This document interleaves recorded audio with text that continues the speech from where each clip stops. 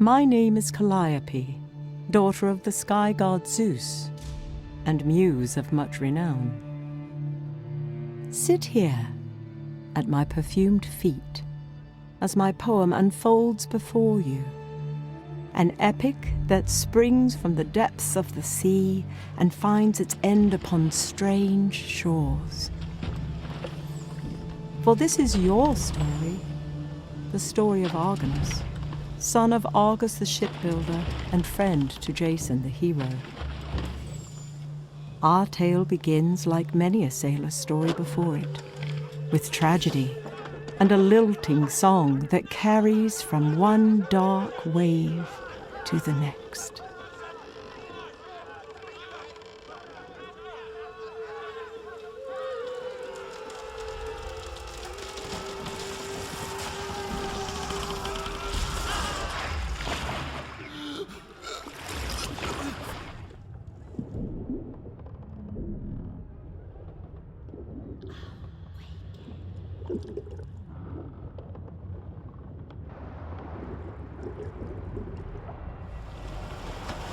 Awaken.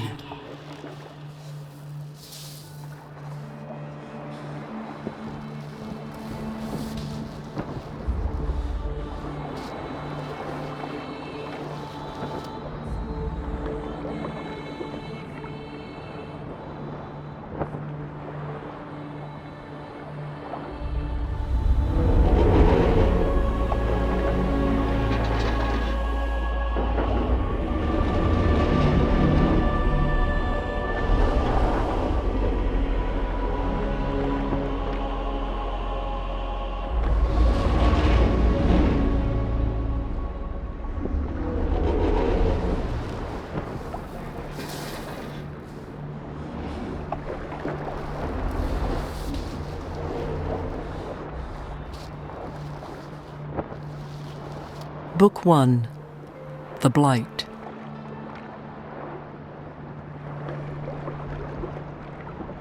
This owl seems unaware of its preternatural perch, and unconcerned with the plight of a shipwrecked sailor. A frozen scream is etched upon the face of bewitched Typhus, helmsman of the Argo. Never again shall he foretell the rising of black waves. 'Tis the faithful Argo, her weathered hull rent, her stalwart crew scattered, dead or lost to the endless sea. A faint melody can be heard as the sea wind blows past her figurehead. This statue, if it could be called thus, is that of Hylas, a man whose hands brought ore to water not but a day ago. Acastus, the son of King Peleus and a lifelong consort, reaches in vain, his sun-baked flesh now that of ashen stone.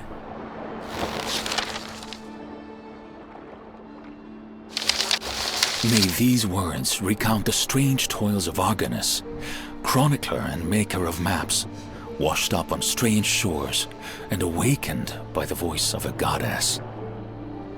What brought me thus, kneeling upon white sands? 'Twas a fell song, carried from one wave to the next, until it met the faithful Argo and pulled her deep, shattering both bow and stern. Now she lies broken amongst sharp rocks, never again to bring men to great adventure. Oh, and what adventures! All that could have been and now will never be.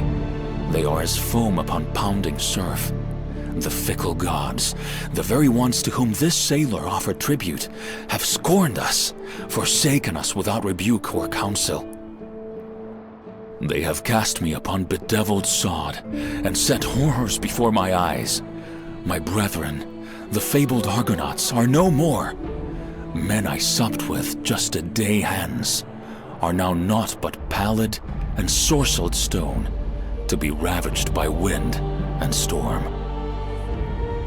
Indeed, I am a man of many sorrows, but shall I not press onward? For good or ill? Mayhap the blight that has taken these brave men has not overcome all.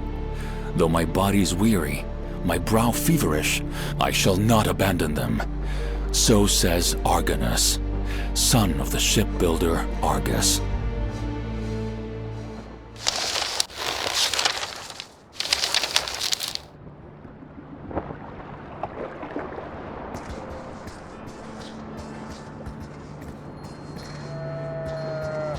This wild sheep appears interested in nothing more than the grasses that grow upon this beach.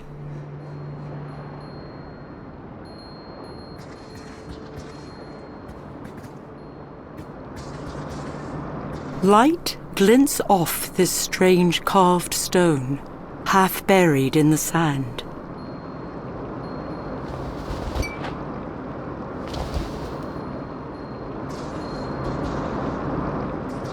No craftsman could sculpt a child so lifelike, nor create that which now stands lifeless. The death that haunts this isle did not spare even a child from its sorcerous wrath.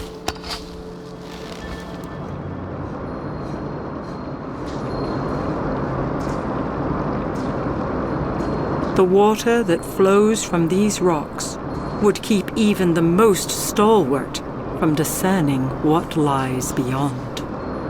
This statue is of Amphitrite, Queen of the Sea. Sadly, the goddess did little to hinder the decimation that litters these rocky shallows.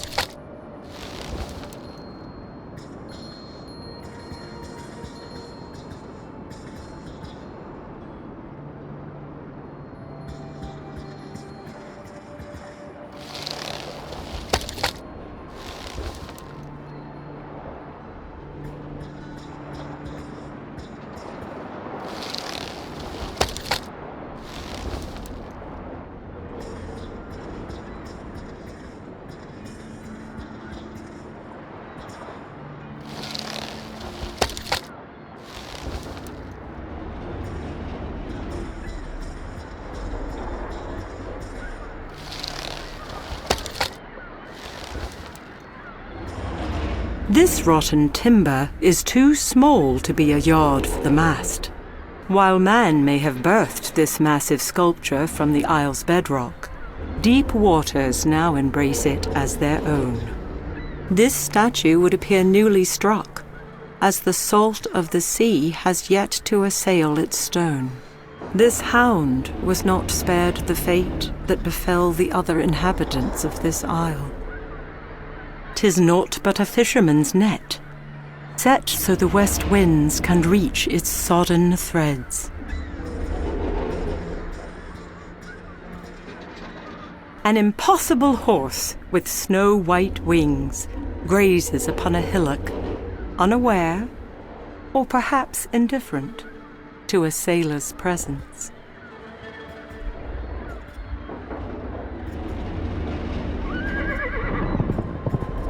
Whether spooked or merely provoked, the stallion launches itself from the cliffside before mighty wings carry it far above the awestruck sailor below.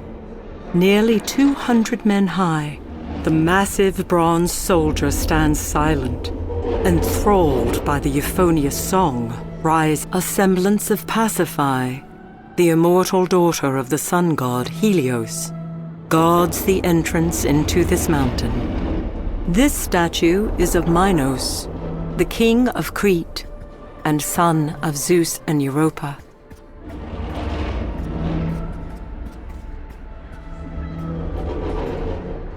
The bell-shaped flowers of this mandragora are common throughout the Isles of Greece.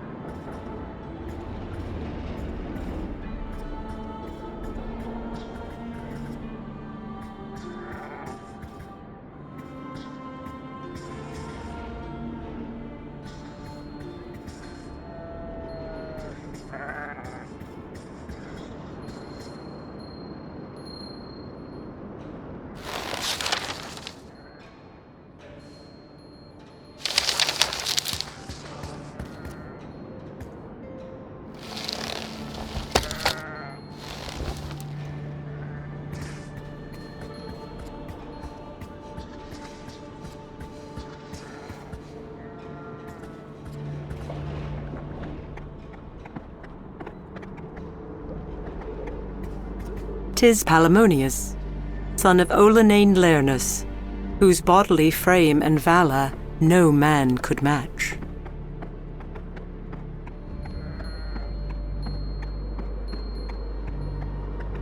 This young woman, most likely a temple worshipper, seems to have been frozen in time.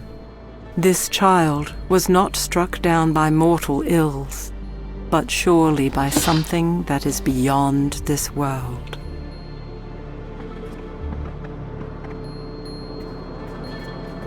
This grotesque statue is that of Honorable Castor, skilled to guide swift-footed steeds. Finding a trinket such as this upon these shores, let alone within the boughs of this tree, must surely be a portent.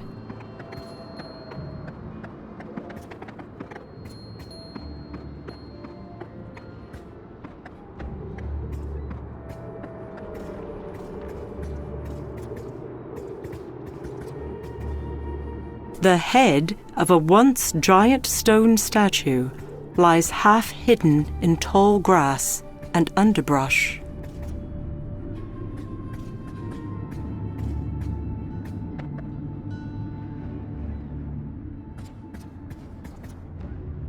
An unseen hand forces Argonus from his feet and into a dense thicket skirting the stone path.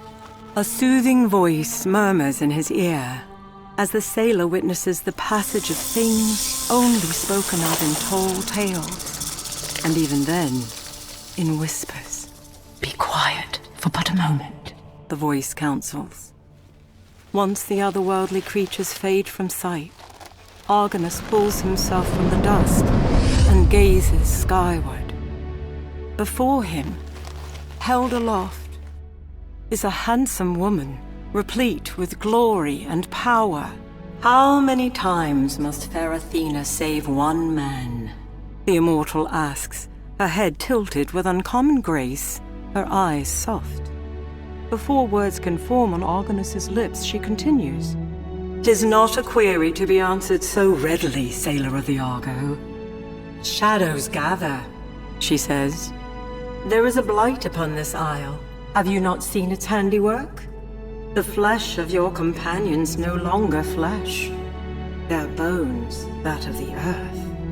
The woman's eyes drop. "I fear my own hand may have set these dire events into motion. For this, I will make amends. But know well, many of your brethren yet live, for I have seen them with my own eyes. Find them, Argonus of Crete, and as I did for your father before you, I shall provide a boat and passage from this isle. You have the word of fair Athena." Not a heartbeat later, the goddess is gone, and breath gladly returns to the sailor's lungs. The statue is certainly that of the hero, Oileus, peerless in courage and strong in spirit. 'Tis Phalurus of the Ashen Spear. His father, great Alcon, shall never again welcome home his prodigal son.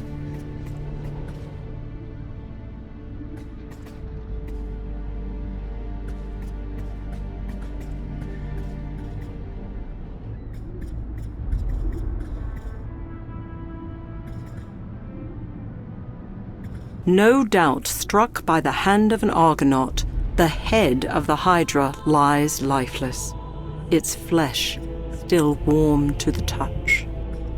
Poor Canthus, son of Abas. Never was there a sailor more eager to quest or raise weapons against a common foe. It is said that he was granted an enchanted weapon from Ares himself. Hail, strong Erebotes, the son of Iris, skilled in the seer's art of seeing between the mortal coil and the dark veil beyond. Calais was a welcome comrade, and could fashion ships to make trial of the seas with heavy oars. Taenarus has lost a great son in Euphemus. He was the most swift-footed of men, and was wont to skim the swell of endless seas. 'Tis the visage of strong Asterius, son of Hipparasius, who stood 200 men against the Gagenes on the land of the Doliones. If not for its stone plight, this Methosian hydra is like the one said to have been brought low by Heracles during his 12 labors.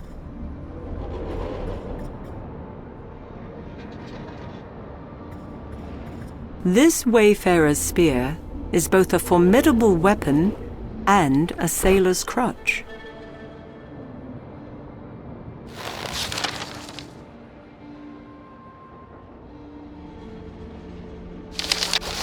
Blessed are those who chance upon this manuscript, only to marvel, perhaps in disbelief, that a goddess appeared, let alone spoke, to a simple sailor.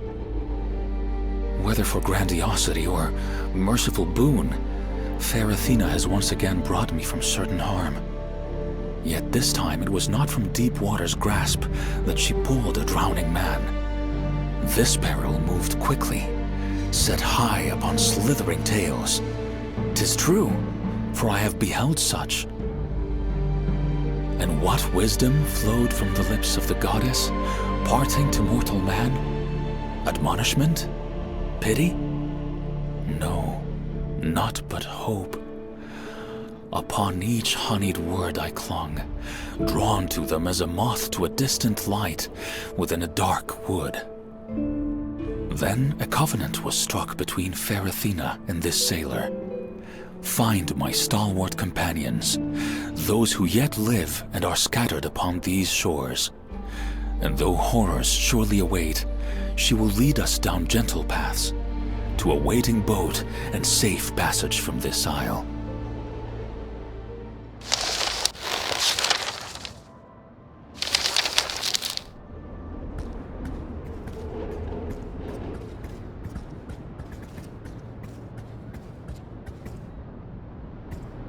One can become extremely ill, consuming the berries from this black nightshade.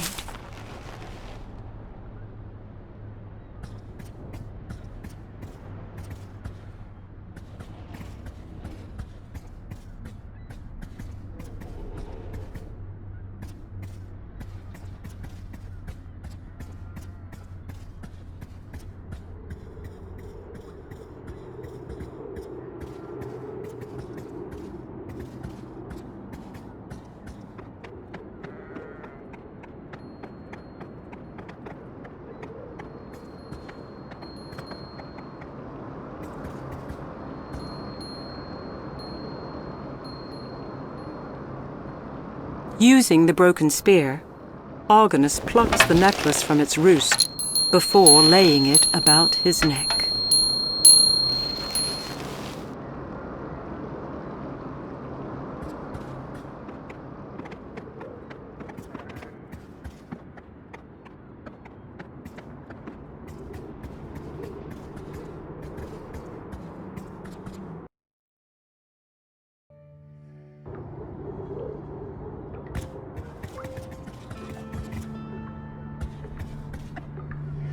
Small ticks, like droplets of water, emanate from within this stone pedestal.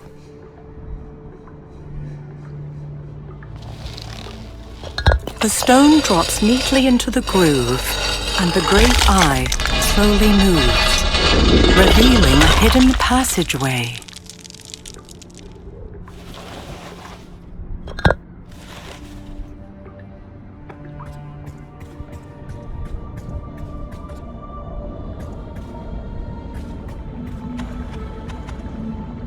The lovely purple color of this flower conceals its poisonous nature.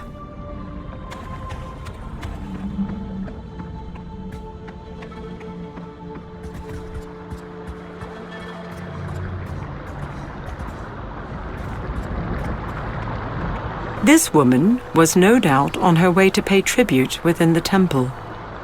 Her last moments of horror remain etched upon her face.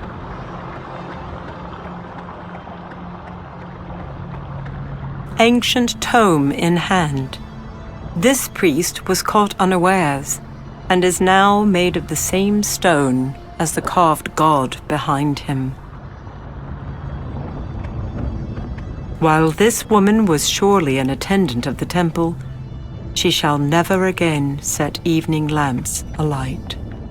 Even the pious have not been spared the bewitchment that has befallen this isle. Unlike the unearthly statuary that inhabit this isle, this towering statue of Poseidon shows the workmanship of a master sculptor's hand. The owl appears mildly interested in the wanderings of wayfaring sailors.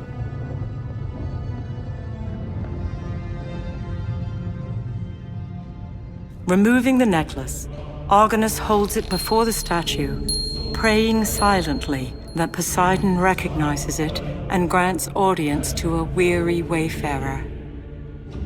The great sea god does not disappoint. Within seconds, marble shudders, foundations shake, and the heart of Argonus is quickened. The Lord of all waters speaks. Who would call upon Poseidon, only to be found wanting of tribute or song? Poseidon stretches forth his arm. Where are my consorts and vassals? Look about you. You may seek them, but they will not be found. They have deserted me, forsaken me in this darkest of hours. And who has set loose the scourge that you have borne witness? Athena's puppet, the son of Danae and Zeus himself. The sea god pauses for a moment, taking measure of the sailor before him. Yet, even so, my anger is not fit to be laid upon the shoulders of my bondservants, let alone set upon one whose necklace bears my mark. Leave me to my grief and seek me no more. I have opened a way for you. Take it if you wish, or abandon it. It matters little. The statue of the sea god turns his gaze away from the sailor and speaks no more.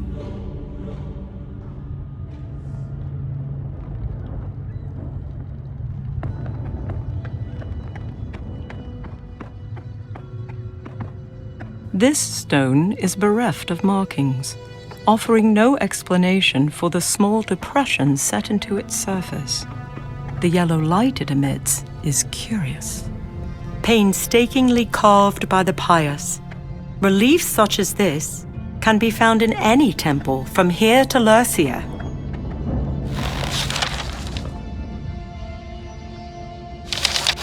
I have offered many a prayer to the gods of the sea, fervently petitioning favor while tossed upon great swells within dark storms. Yet it was not until my foot felt consecrated ground that any scales of disbelief fell from my eyes. Within my heart, I feared the very thing that has taken grip of the isle has rendered this temple nothing less than a tomb. For those who would worship here have succumbed as well, now the same ashen stone as those who pulled oars upon the Argo's salted decks. But within the midst of the dead, did mighty Poseidon, Lord of all waters, arise and speak, his voice a trumpet within sacred halls. Anger and fury rode upon his words, and a great grief followed close behind. He spoke of the son of Danae and of Zeus, whom I know from my studies to be honorable Perseus. But even with this discernment, how that hero is culpable for such great sorrows is, in itself, a great mystery. And though I paid no honor to Poseidon, nor did I bring him tribute or sacrifice, grace fell from the sea god's hand. My form was spared his wrath, and the rush of great waters grew distant until they could be heard no more.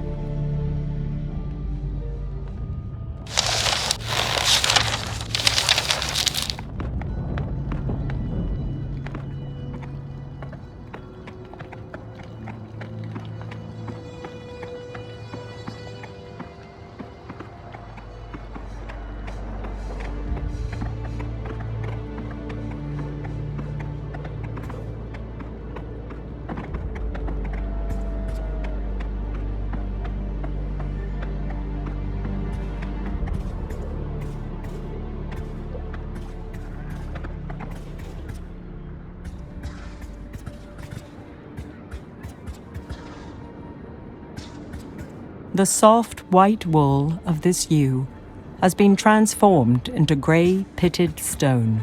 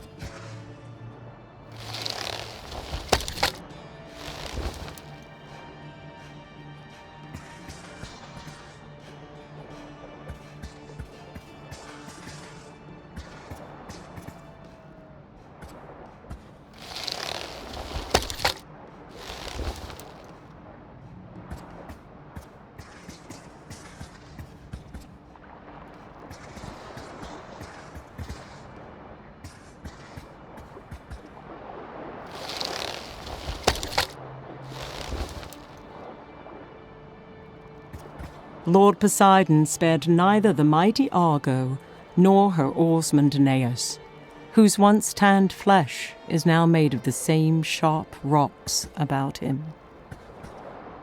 Having survived the wreck of the Argo, Agamedus, a brave comrade, fell to bewitchment and is now naught but a perch for birds.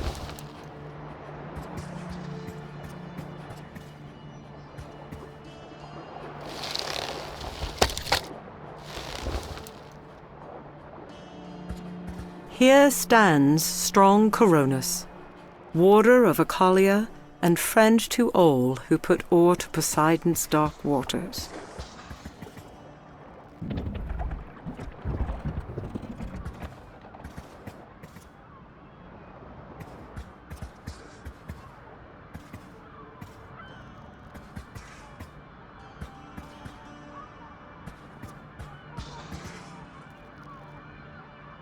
This statue appears to be under construction. Considering the dire circumstances, it may remain so indefinitely. A small opening, no wider than 2 shields, can be seen in the cliff's face.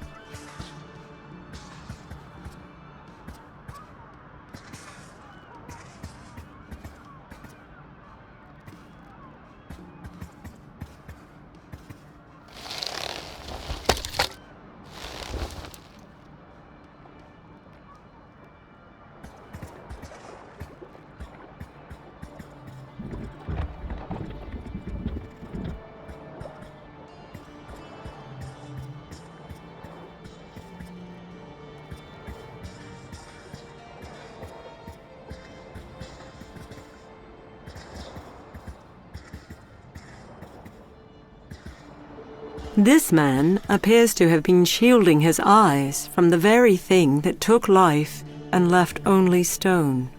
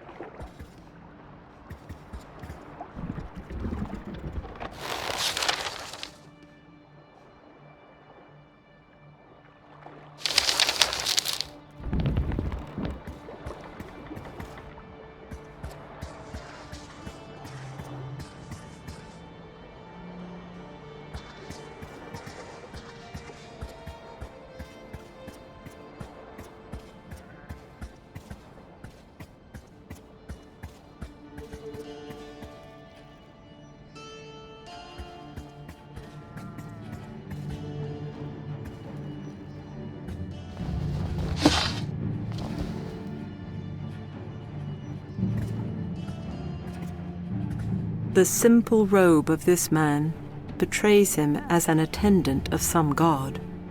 Which one, however, is unclear. The blight of which Athena spoke has left a trail of sorrow in its wake. Never again shall this beast of burden pull cart or dray beneath a scorching sun. Of men who would share the toils of his brethren, none compare to fair Asterion.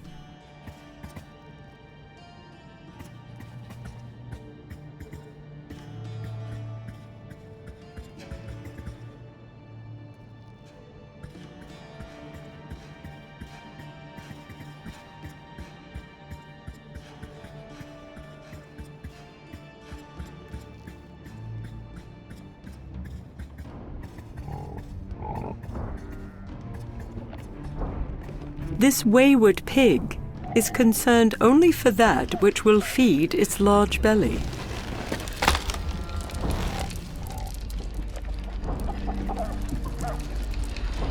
This chicken wanders aimlessly upon the sod, as chickens are wont to do. Nothing of interest can be found on this ordinary chicken. Any speculation on how this chicken might be tied to the events of late is completely unwarranted. Clearly caught unawares, this simply dressed man hinders entrance into or egress from this building. This creature had nary a chance to escape its petrified fate.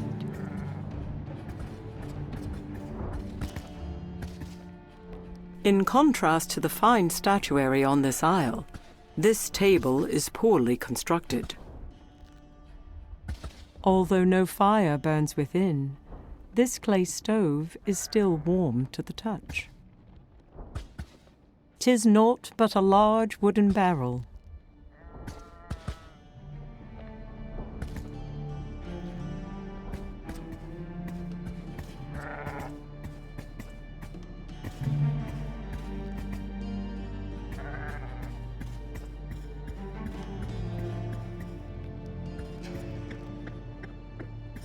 The form of a child, still in mid-stride, is no more than a lifeless statue within tall grass.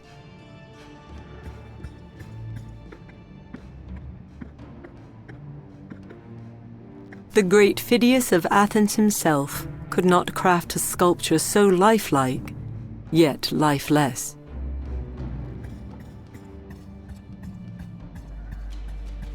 The look of horror on this mother's face is a thing to haunt dreams and drive men mad. The bane of this isle has claimed both the young and the elderly without prejudice.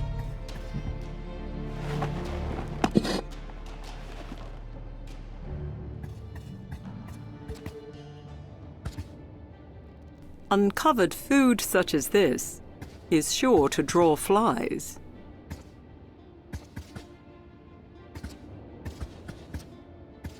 This parchment appears to be a recipe of sorts and provides illustrations of the required ingredients as well.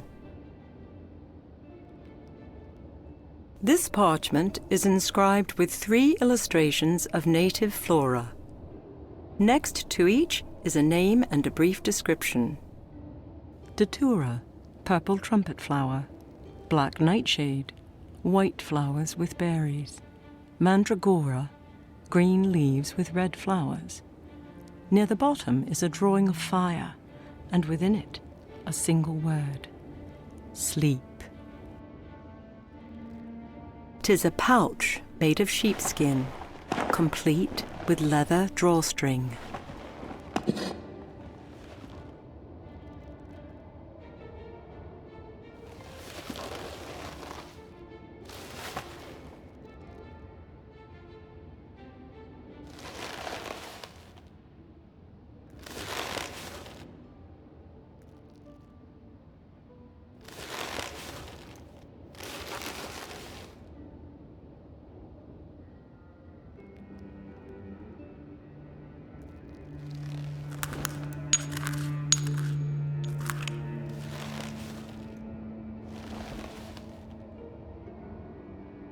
Argonus takes the newly created mixture and drops it into the small pouch.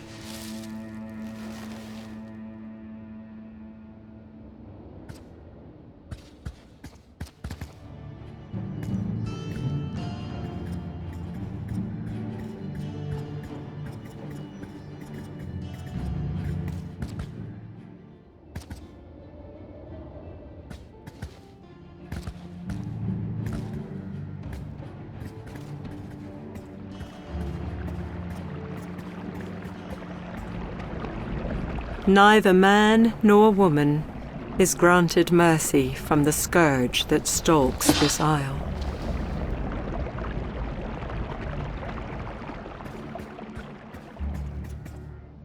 Sadly, pleading for one's life will not deter that which relishes in bringing both horror and death. A few uninteresting items rest upon this table.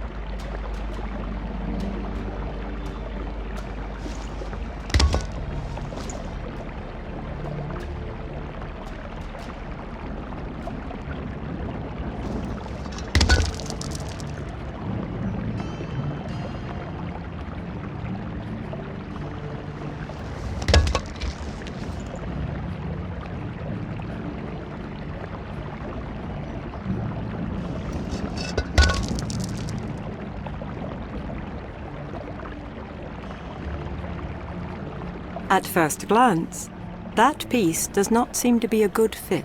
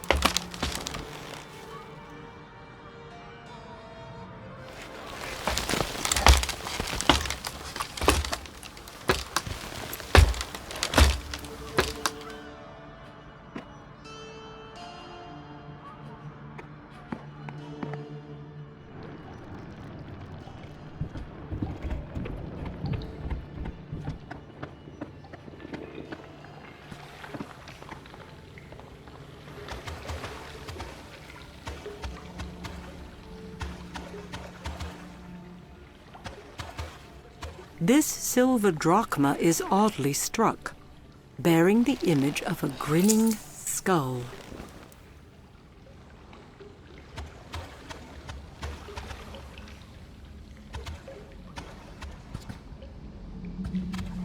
This blade, known as a Zaphos, has been neglected. Its edges are dull, and the metal is rusted with age.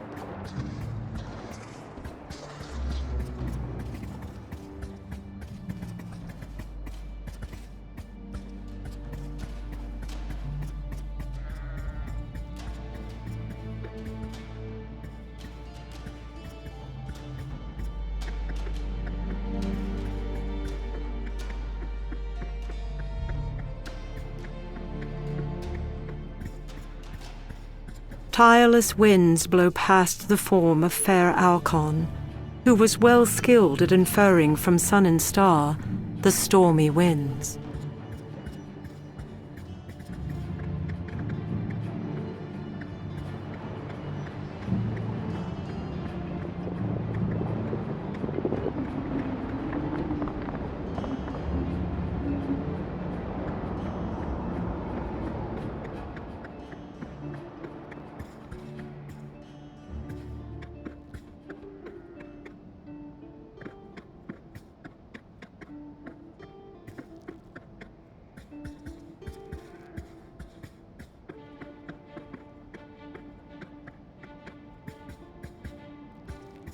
Having endured sore afflictions and beached ships, 'tis sad to see Aureus, son of Bias and brother of Teleos, in such a state.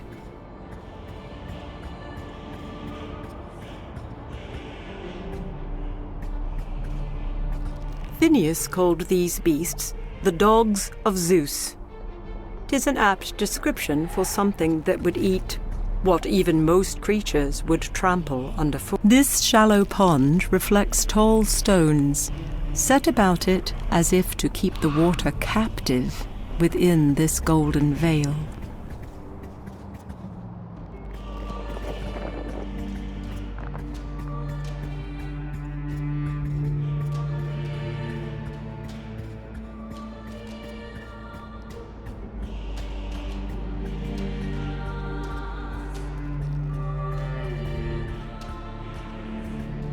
"'Tis Argonus, whose lyre charmed stubborn rocks upon the mountains and the course of rivers.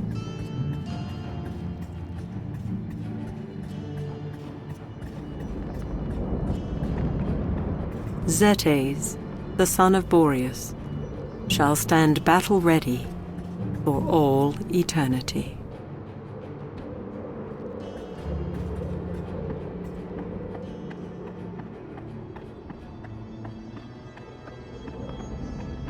Much like her life, this elderly priestess's torch has not only been snuffed, but petrified. The eyes of this man appear as if pleading, begging to be released from a stone prison. Whatever prayers of supplication this woman lifted to the gods went unheeded and apparently unanswered. While impressive statues dedicated to the goddess Hera are not uncommon, the dearth of pious attendants is troubling. Provoked by the wandering sailor, the great statue of Hera moves, her unblinking eyes falling upon Argonus. Who are you, Argonus? Historian? Storyteller? Mapmaker? Of these things I have no need. 'Tis a warrior's heart I seek. With that, the goddess turns away and becomes stone once more.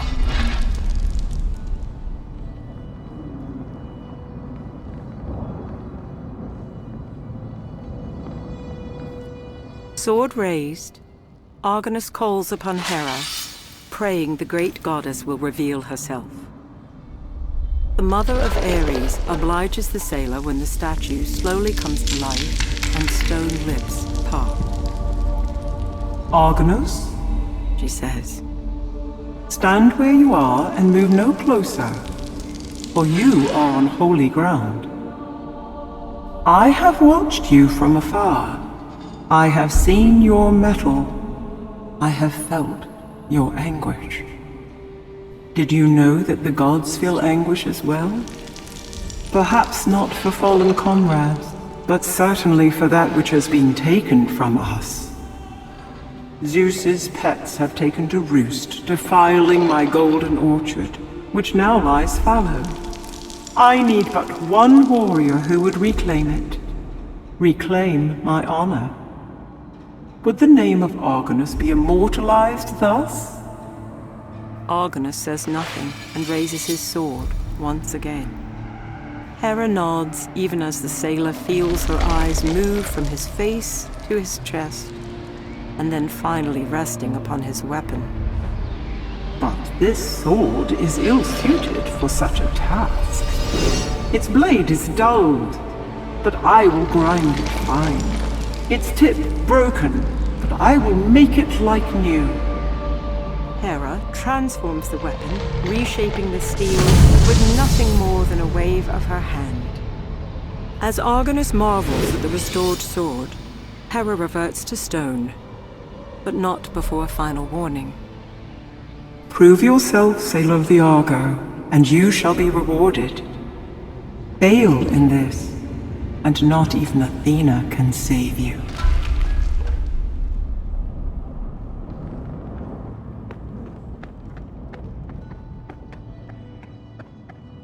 This stone is bereft of markings, offering no explanation for the small depression set into its surface.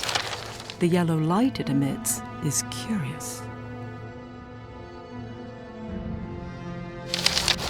Whatever has passed, and whatever lies before me, I shall never forget the commission laid upon my shoulders by the Queen of the Gods herself.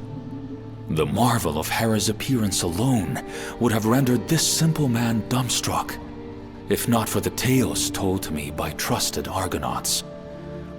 For I have sailed with men who consorted with gods long before my sandaled foot touched bewitched sand. They have set tall sails on dark rising swells that no other ship has traversed. They have gazed over wooden bulwarks at impossible sights and have seen the dust of vast armies hide the sun. Under starry skies I stood, beneath hero Jason's shadow, listening to their stories, fashioning maps of isles that guarded primordial treasures, archiving grand quests steeped in truth and bound for legend. Tales to rival those told in the halls of my fathers. But those things are beyond me now. Mighty Argo rests forever upon a strange shore, her keel shattered, her memories carried aloft by dark waves, and lost to boundless waters. Enough, for today is ripe with troubles of its own. If the gods wish to make themselves known to a simple sailor, to call upon me with great labors, I shall be at the ready and face them as my brothers did, as an Argonaut.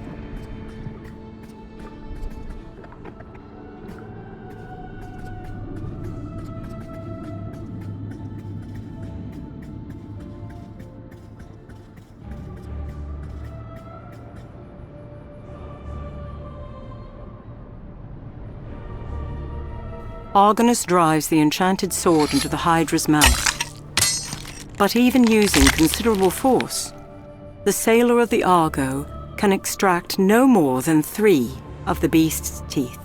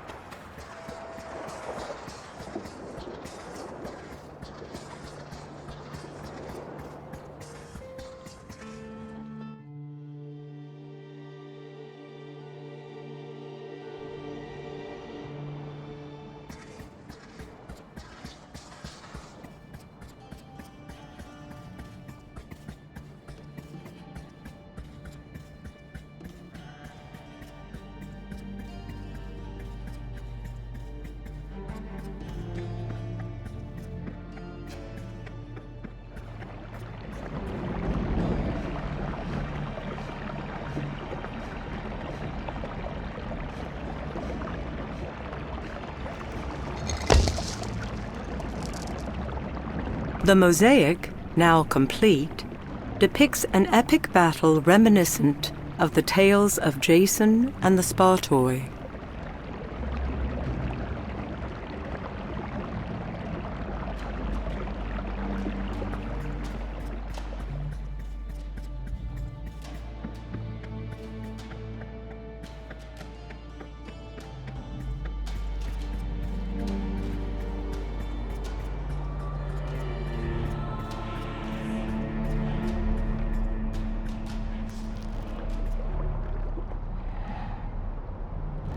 The Harpies do not appear to view a single sword-wielding historian as a potential threat.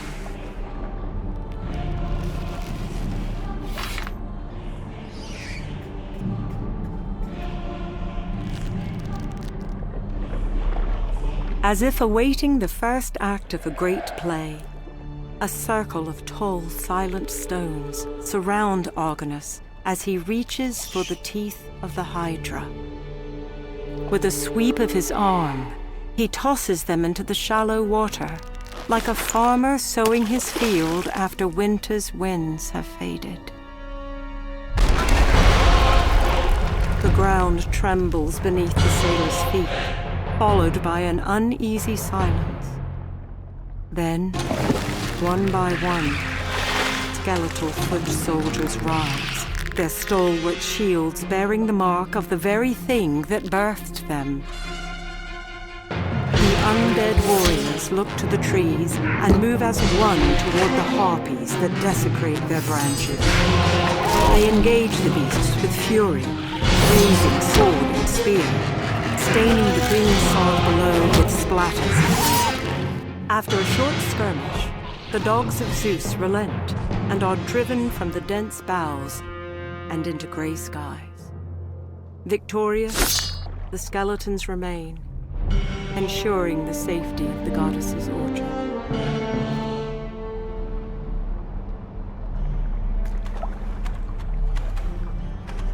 The skeletal soldier stands at attention, perhaps guarding the grove, perhaps awaiting further orders. Whether the golden skin of these apples was transmuted or grew as such is just one of the many mysteries upon this isle.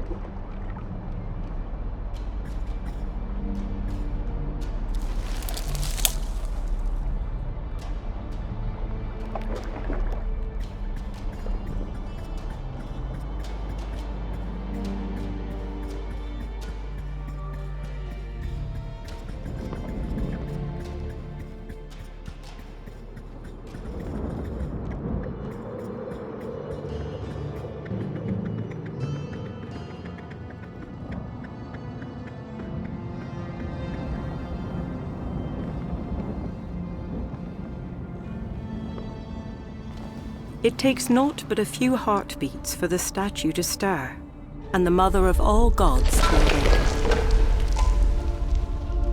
Well done, sailor of the Argo, Hera says. You have driven the harpies from the boughs of my orchard. Their broad wings have taken them into the skies, and their lamentations are heard no more. And what is your reward for such courage? Gold that rests within your palm? Your name remembered in my great halls? Yes, it shall be these things. The goddess says as she returns to stone. But step outside this place and see if it can be so much more.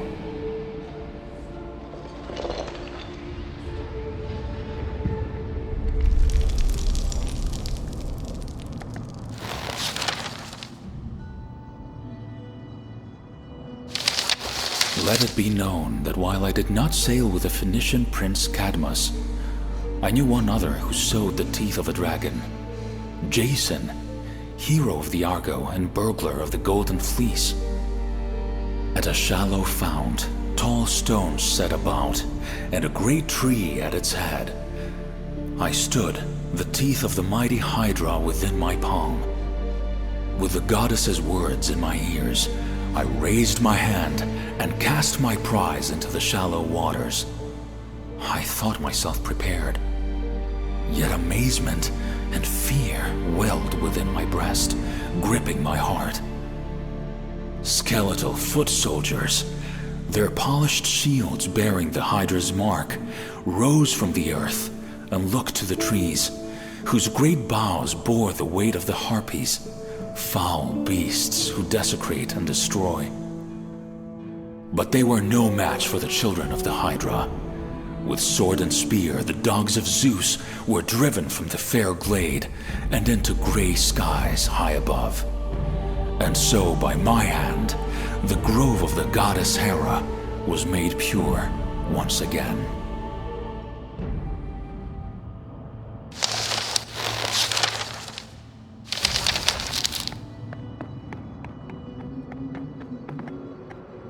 Gazing skyward, Argonus witnesses Hera's promise glide down to the earth upon wings of purest white.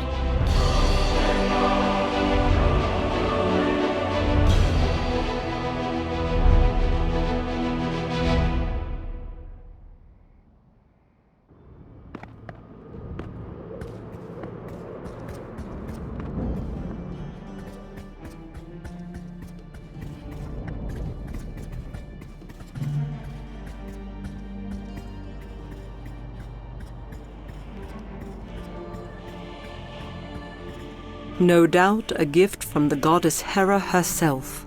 A noble steed with white wings and ivory coat stands waiting.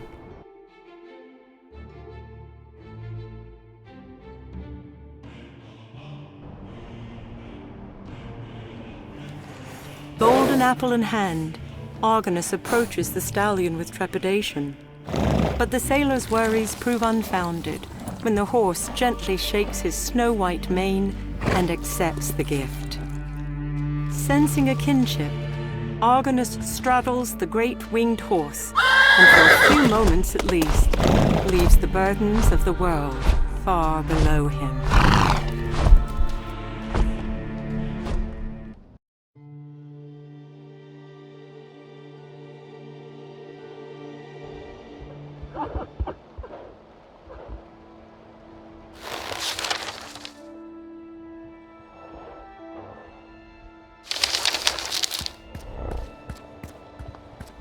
This woman could not outrun the horror that pursued her and transformed her flesh to stone. Book 2. The Burden of Thanatos. This simple farmer looks to have put up a fight, albeit in vain. This pile of dirt is intermingled with bits of dark, cold coal.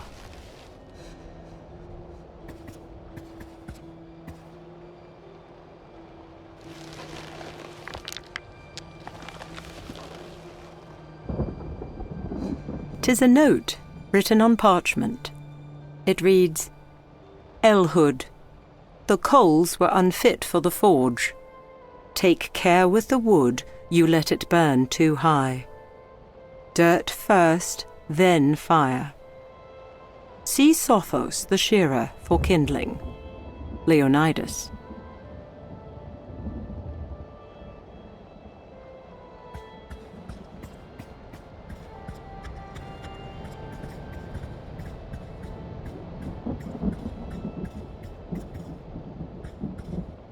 Bards will tell countless tales of Idas, he of boundless strength, and slayer of boar and centaur alike. Butes, kinsman and falconer, is no more. The land of Tegea has lost a favoured son.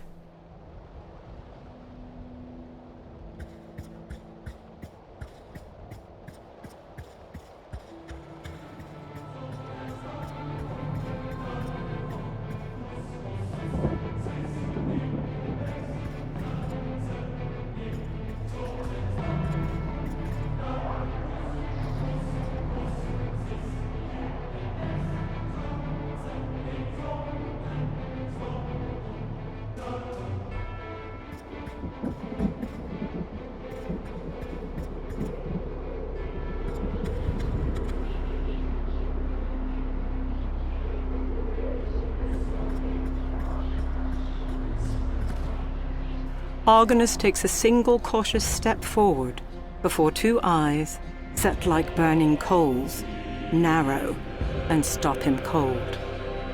The daimon's grotesque head regards the sailor. Nay, Argonus, son of Argus, thou cannot pass beyond this threshold. So says Hades, lord of the underworld. For just as many legions doth serve me, and obey my will, so too Thanatos obeys the will of he who governs the dead.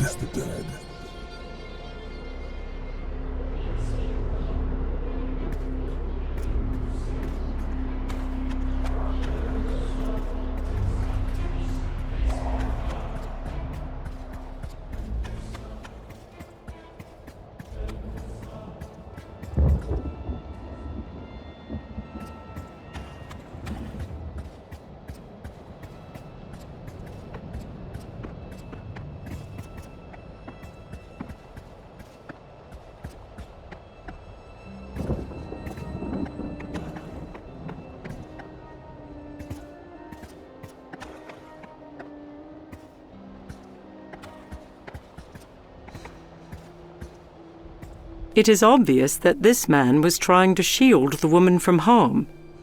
Unfortunately, he failed. This man was attempting to crawl away from that which would bring him doom.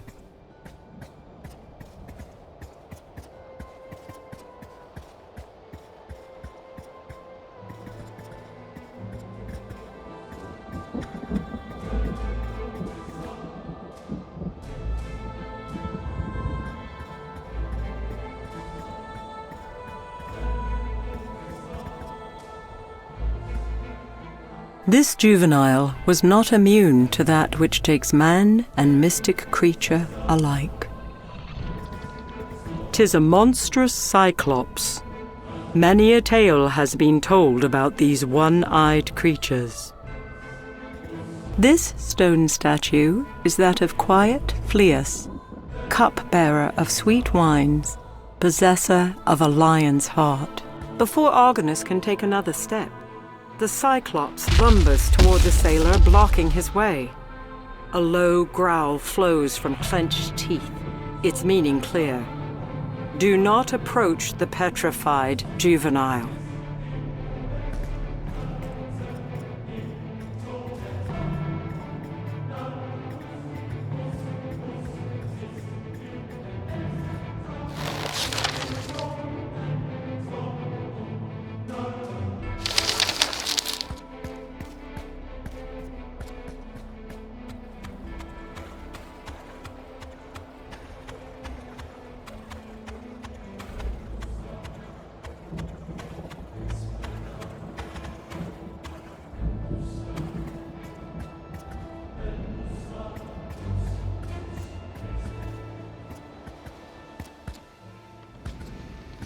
It does not take a chronicler nor a seer to recognize the women that warm themselves by the fire. They are the Grey-Eye, witches of well renown. As soon as Argonus steps from the shadows, the daughters of Foreseas raise their heads, their shared eye sensing his presence. One of the Grey Witches lifts her frail arm and gestures. Immediately, the world begins to swim, and the sailor of the Argo finds himself elsewhere.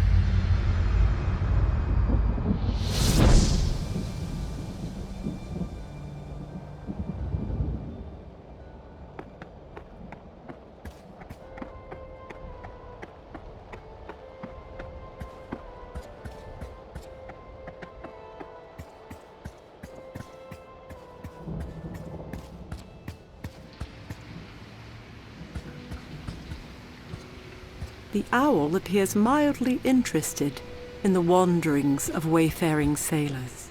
The great statue of Hades, god of the underworld, lies still and dormant. The great statue of Hades stirs as if waking from a long, deep slumber. The god of the underworld looks about before his gaze settles upon the sailor.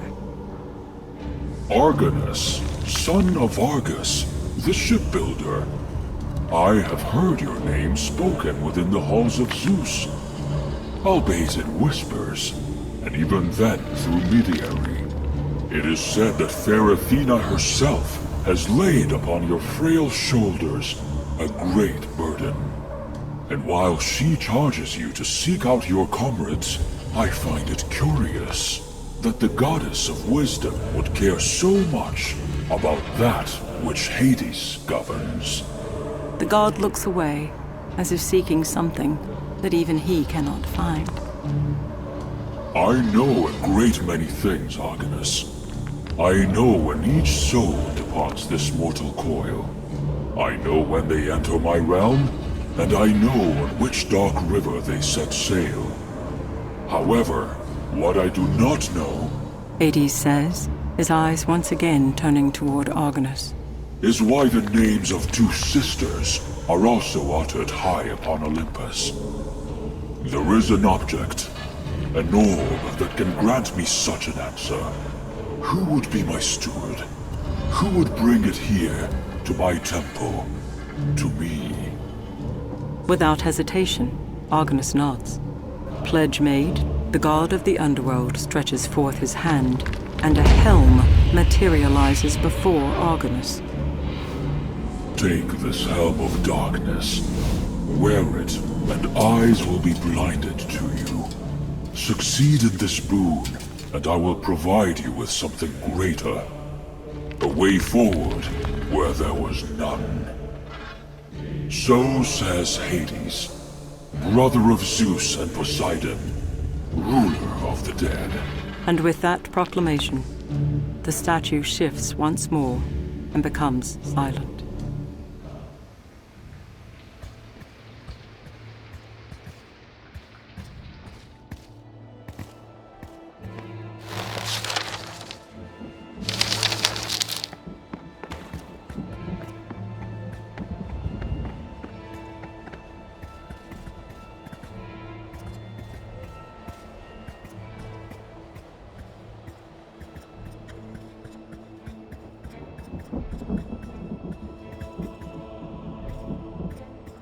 Even with his keen eyesight, the Cyclops is nescient of the helm-wearing Argonaut.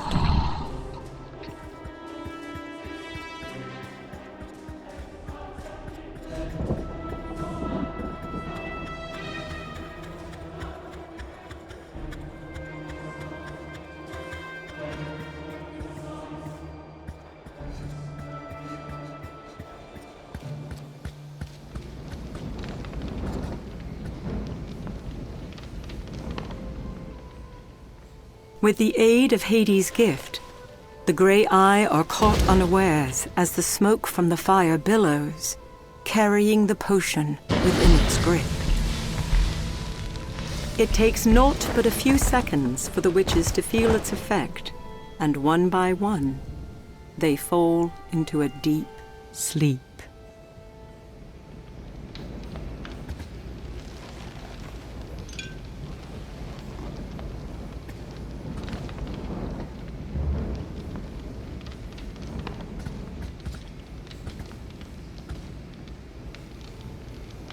Finely embroidered pillows rest upon an equally elegant rug. One can only speculate the strange purpose of such an apparatus. A glass calcinator such as this is essential when one practices alchemy.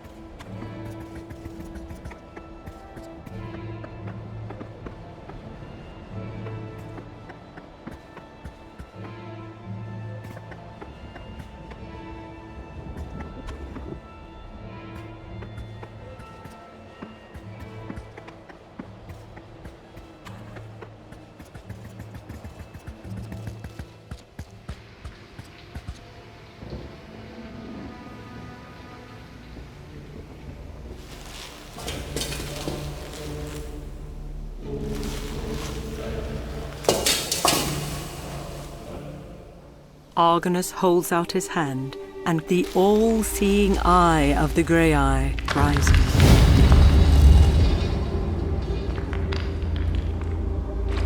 The god of the underworld stretches forth his arm, and light, not unlike that of a moonbeam, engulfs the sailor of the Argo. Argonus turns, and for the first time since setting foot upon this bedeviled isle, bears witness to his bane. With naught but a simple gaze, a woman, her hair like a nest of snakes, turns one of his shipmates into stone. The other creature, distraught, moves between the two, pleading. Stheno, this madness must end. How many more must perish to satiate your thirst for vengeance? Let us mourn our sister in peace. Let us return home. A flash of anger crosses Stheno's face as she moves within mere inches of her cowering sister. Never, Euryale. There is no time to weep or wail, nor shall there be. Not as long as a single breath forms within my breast. The petty gods will pay. Wretched Athena will pay. From Hades' heart I will stab at them. For hate's sake, I shall drive my vengeance deep.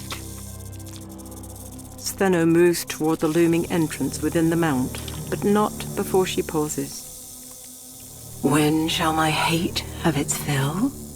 When shall it be placated? The woman whispers. Never, Euryale. Never. And with that, Stheno is gone, and Euryale obediently follows her sister into the darkness, into her madness. The vision falters, and the light that fell from the hand of Hades follows before fading completely.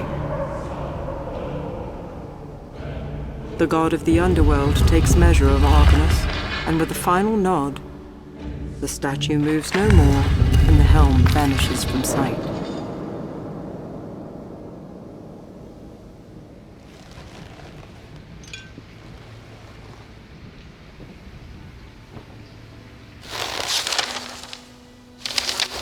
I have done the very thing that my brethren could not.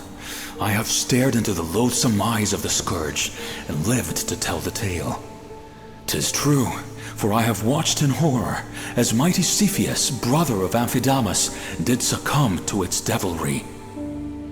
Those who doubt my sight, the apostates and illiterate, might say what I beheld was nothing more than a fevered dream, summoned from human frailties.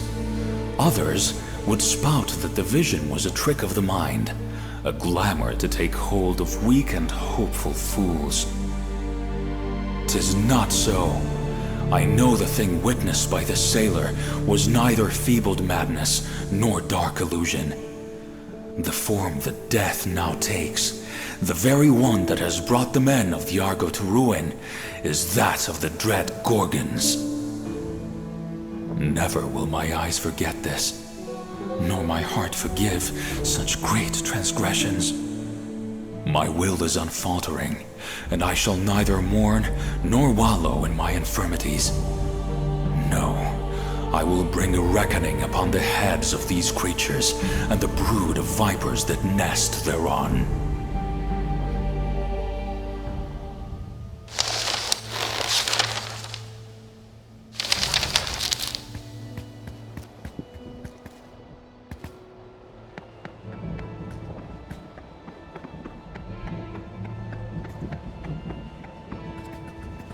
Apparently under some spell, the great eye moves about within the satchel, as if to liberate itself from Argonus's possession.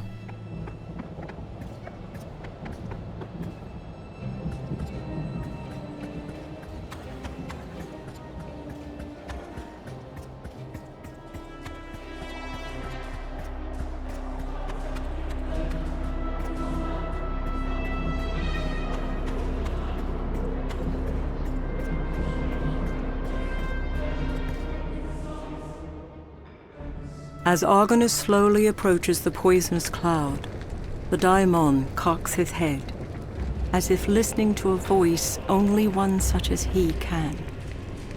Seconds pass before the beast turns his attention to the sailor trembling before him.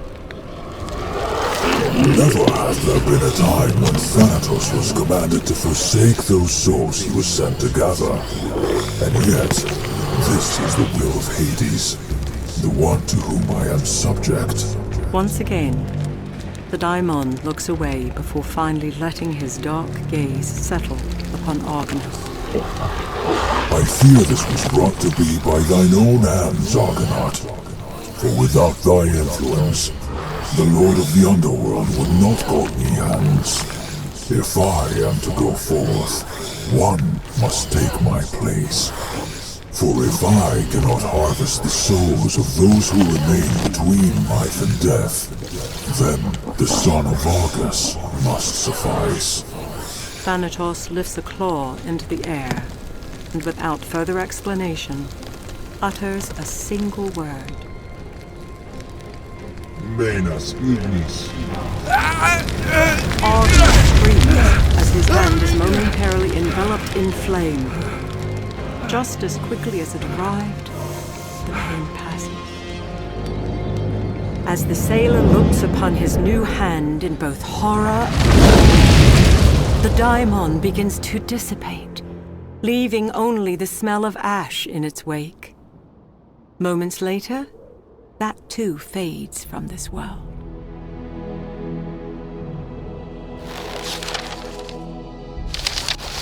Forgive this historian, as I find it impossible to fully comprehend, much less lay onto parchment, that which concerns the burden laid upon me by the daimon.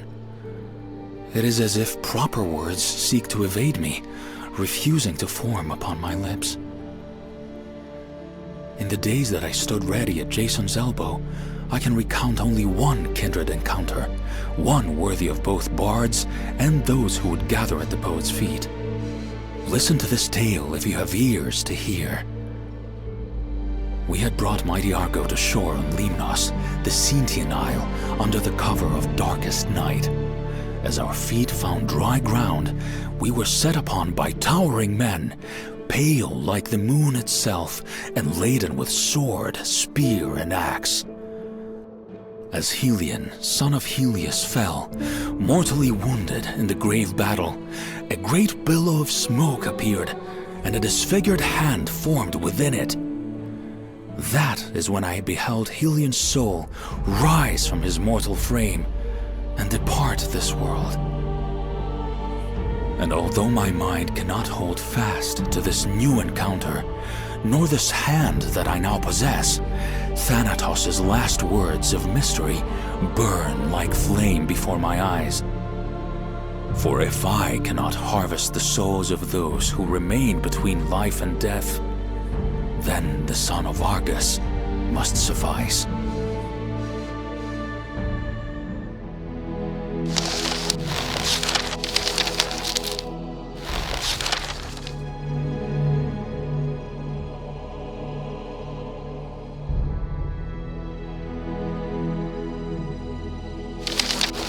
Not once, either within dream or vision, did this sailor of broad seas and salted winds foresee such a thing.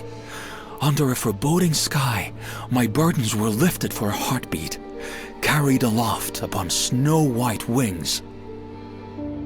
Though his form I had never before beheld, nor was the beast yet ascribed to legend, a name entered my mind.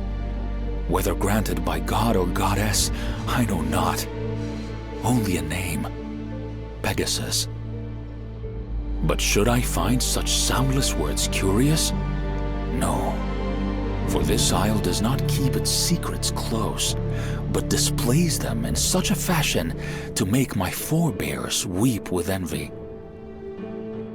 Upon these wide sands, and beneath its dark shadows, wonders both fair and foul are commonplace, each fighting to fetter my heart with chains of great hope or utter despair. Shall either exalt in triumph? This I cannot say, for while I soar above gray clouds on one glorious winged stallion, there are a score of dead men below, pulling at my soul, crying out for vengeance.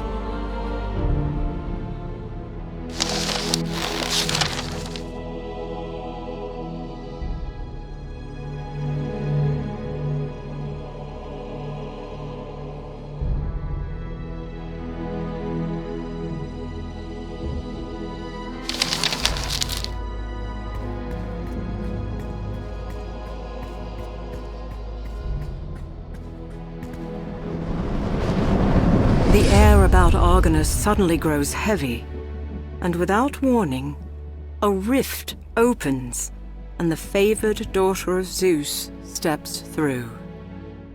Athena smiles at the sailor. Well done and done, Argonus. You have proved yourself much more than a historian, much more than a simple sailor. And now, I sense in you a new thing, the goddess says, tilting her head.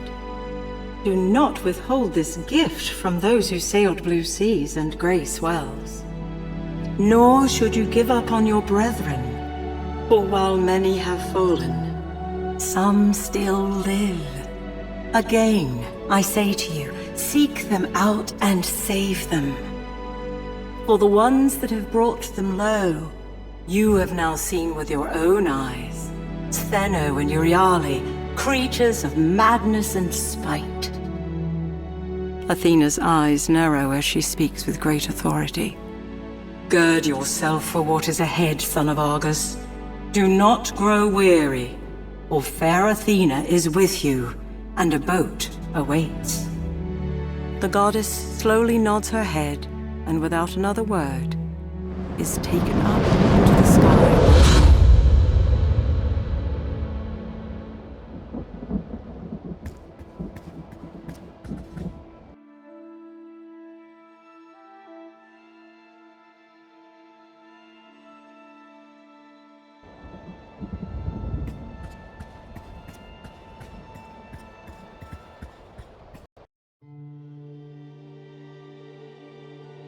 The beating of wretched black wings can be heard far overhead.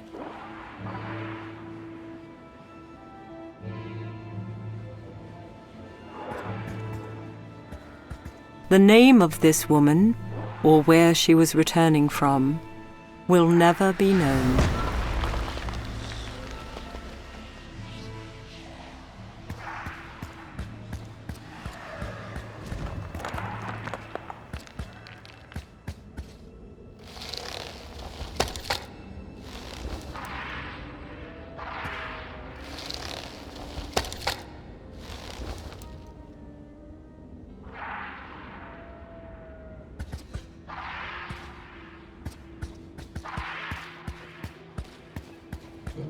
The terror that has a grip on this island has easily overtaken this man.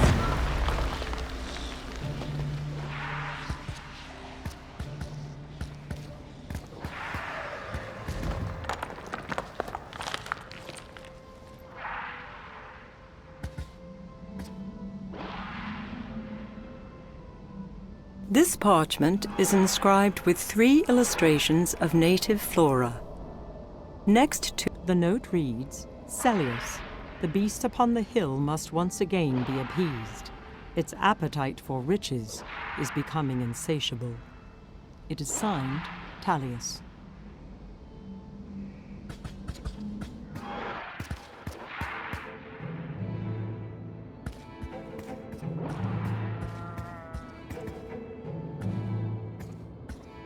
The great Phidias of Athens himself could not craft a sculpture so lifelike, yet lifeless.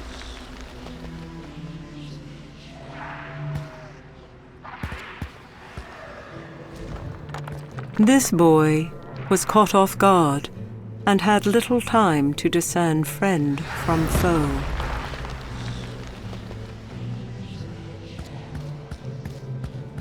The chalky fleece of this ewe is wanting for a shearer's work.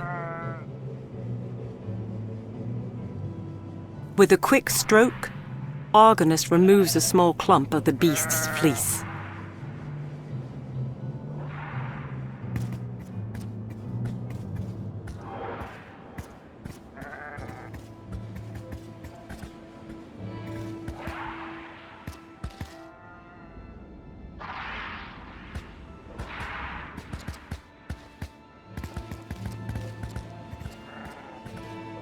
Book neither man nor woman is granted mercy from the scourge that stalks this isle.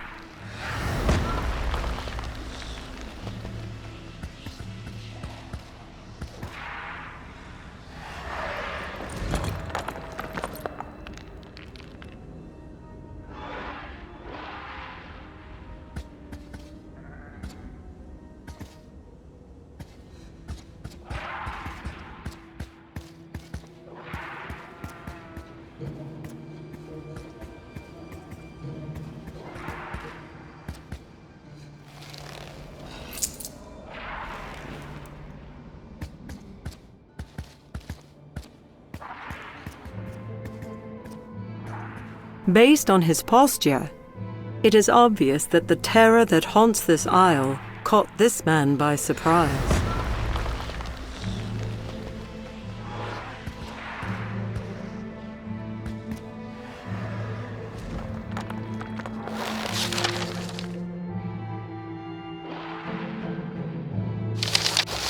Forgive this historian.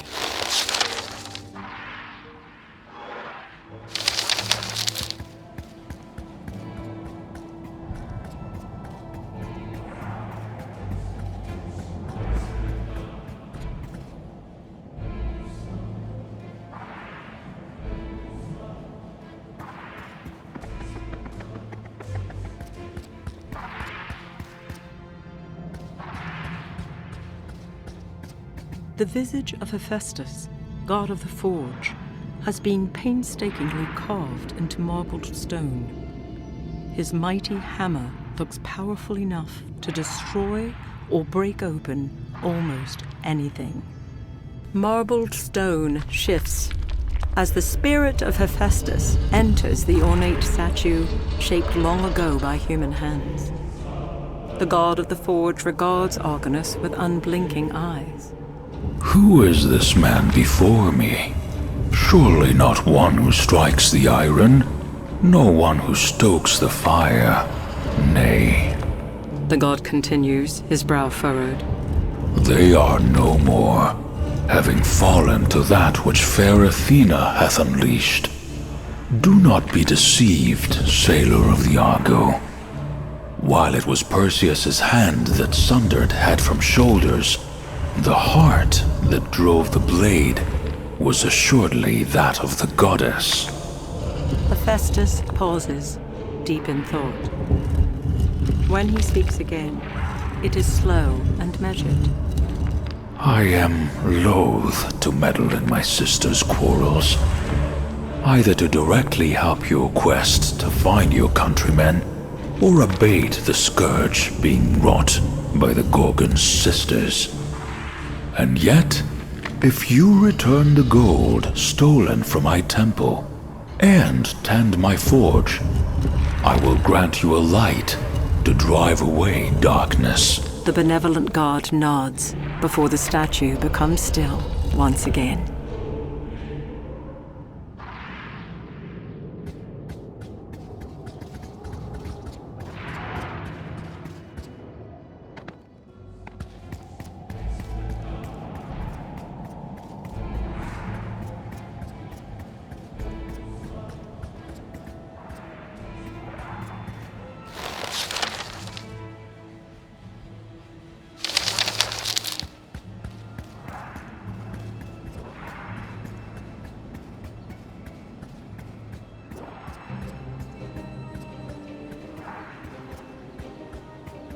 This woman, no doubt a worshipper by her garment, shall forever pluck at wild flowers.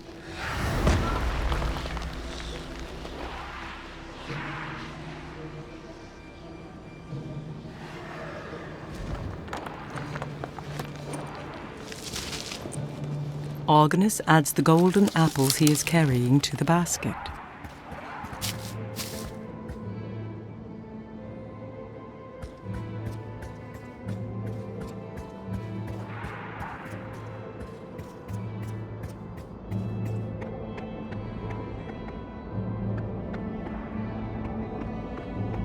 Young Cepheus, aboard the Argo not but a fortnight, has succumbed to the very thing that has cursed this isle.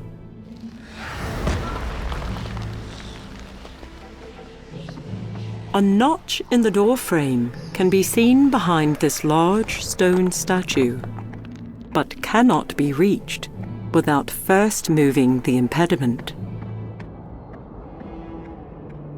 This statue is of Minos, the king of Crete, and son of Zeus and Europa.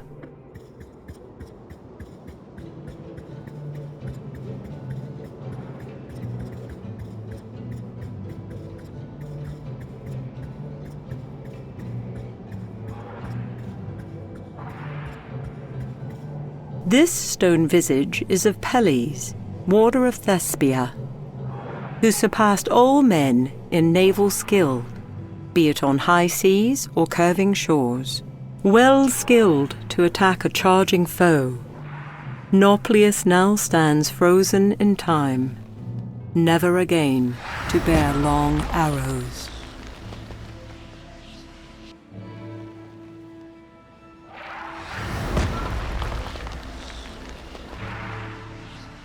While this remnant has succumbed to wind and rain, it is unclear where the remainder of this massive statue resides.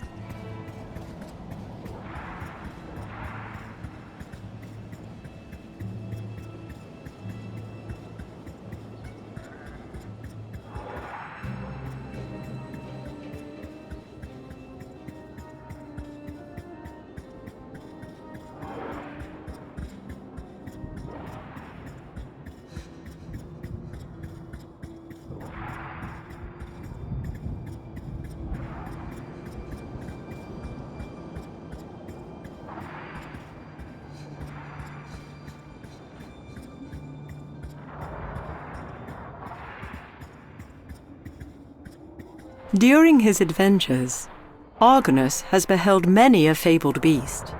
None, however, compare to the majesty of this creature. Both lion and eagle, melded into one. The remains of baskets are strewn upon the rocks. Perhaps these once contained offerings meant to satiate the beast.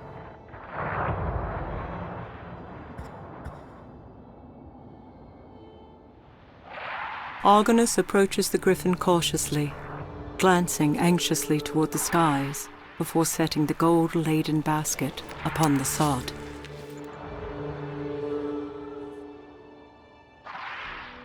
The beast immediately takes notice, as the treasure is simply too great to resist. After a moment, it leaves its hoard unguarded. All at once, the air is replete with the rush of wings and unearthly screams. The dogs of Zeus descend as one, intent on claiming the savory prize as their own. Although fear grips his breast, Argonus makes haste, quickly seizing several of the golden pieces before the unearthly combatants take notice.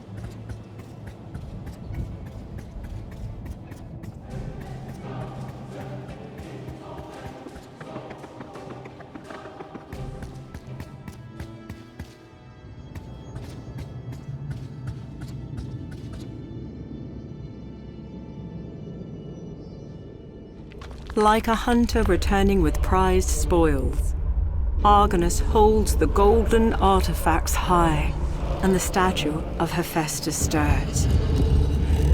Well done, Argonus, The god of smiths says, nodding. While I will not interfere with that which has been set into motion, mighty Hephaestus can instruct, can he not? The god motions to the forge. 4 things are paramount, Argonaut. Coal for the fire, air to stoke, metal to shape, and a tool to shape it. He then points to Argonus. Sailor, historian, mapmaker, and soon metallurgist. Surely your father Argus would approve. And with that, Hephaestus looks away and moves no more.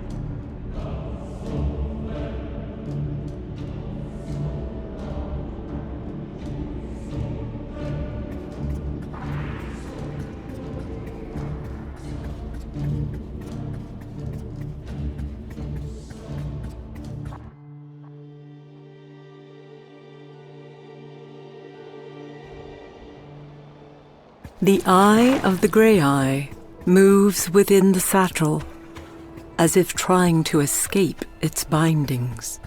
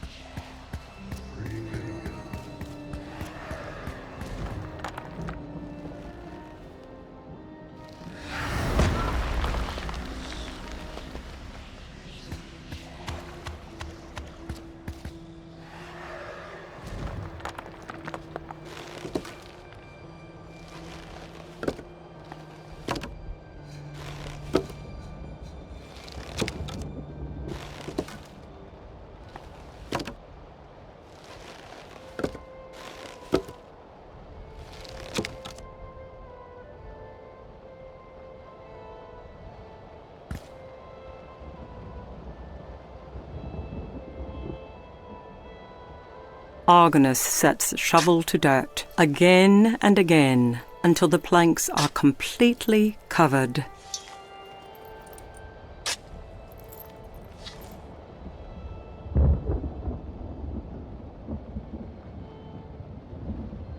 It takes only a single strike of steel on flint to produce a fine flame.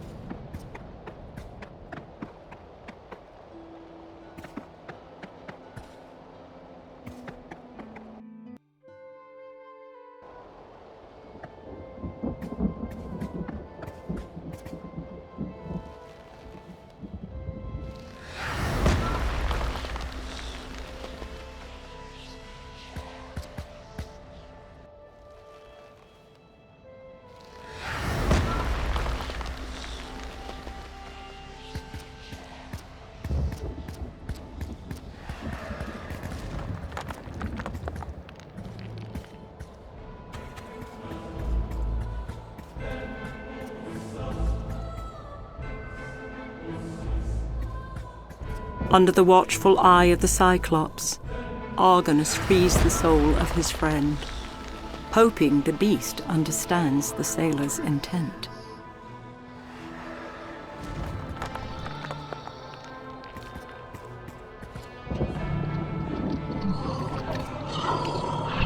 Argonus approaches the petrified creature slowly, glancing back and forth between it and the adult Cyclops.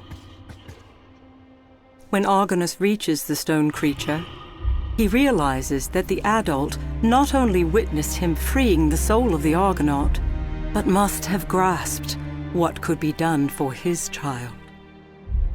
Raising his hand slowly, Argonus allows the power of the diamond to flow through him and into the young Cyclops. The adult begins to wail as the stone breaks, falling to the earth just as the soul of the beast rises and dissipates. His mission of mercy complete, Argonus turns toward the huge beast, his head low. The creature looks at him for a moment, before turning and slowly disappearing from sight.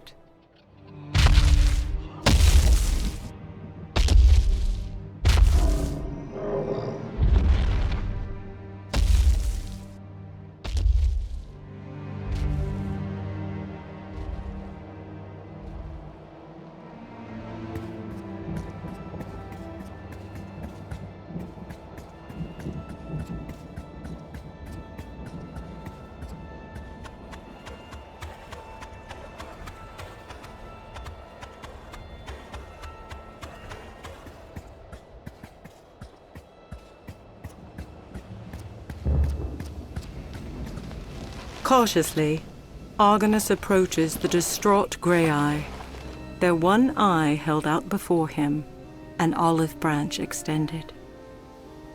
Before he can utter a single word, the orb is lifted from his palm, and moments later, gently comes to rest in old, gnarled hands. The sailor braces for retribution, but none appears. The seeresses merely sit in silence. Finally, the first speaks, her voice low and raspy. This we have not foreseen. The second follows. Stolen yet returned. The third continues. A quandary set before us. A wayward sailor? Athena's puppet? No, he is more than that. The witches become quiet once again, staring into a fire that they cannot see, pondering the fate of an uncommon thief. We know not where this ends. The first breaks the silence. We cannot stop it. There's the second. Mayhap this one can. Finishes the third. With that, the first Grey-Eye lifts her hand and slowly draws something in the air. The world around Argonus wavers, and he becomes a captive audience to words once spoken between goddess and mortal man. Come, my lovely Medusa. Lay with me again. Oh, please, great Poseidon, I cannot. I am sworn in service to a thing. Oh, no. No! Poseidon, you dare defile what is mine? And here, in my sacred temple? Mind thy tongue, Athena. Yes, the Lord of the Seas dares. But what of it? Nothing you can do can bring me to harm. Perhaps that is true. But the same cannot be said of this woman. My goddess, please. Forgive me. Athena, no!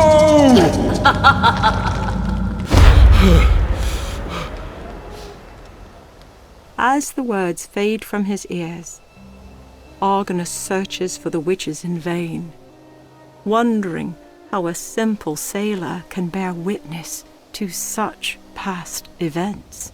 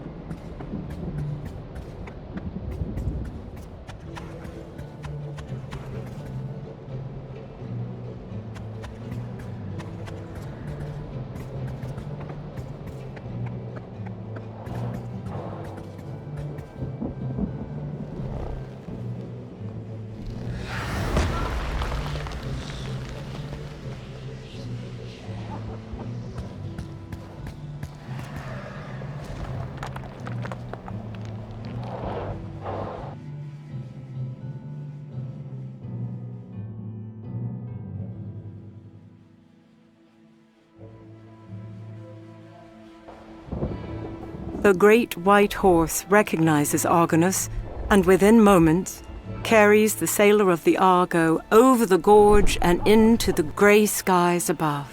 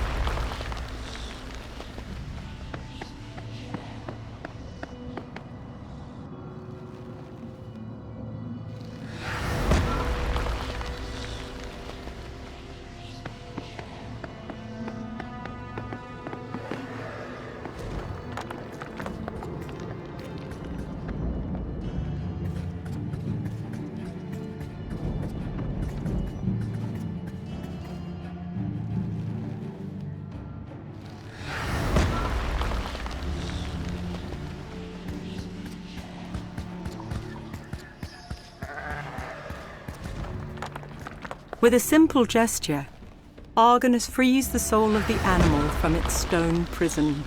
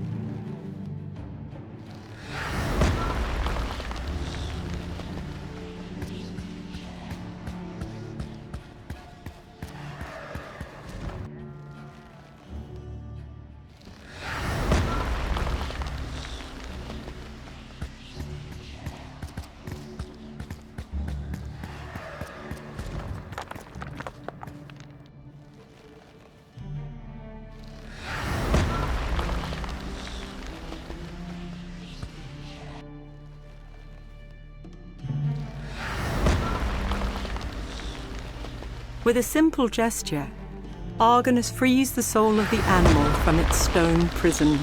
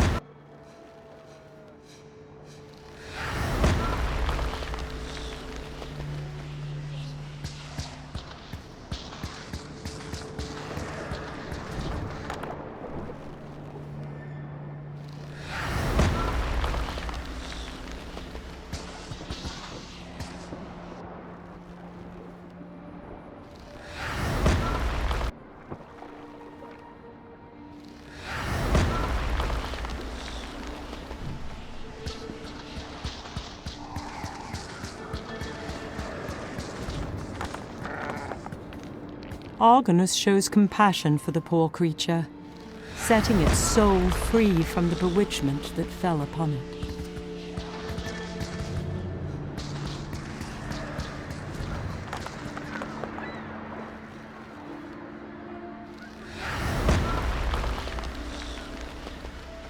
With a simple gesture, Argonus frees the soul of the animal from its stone prison.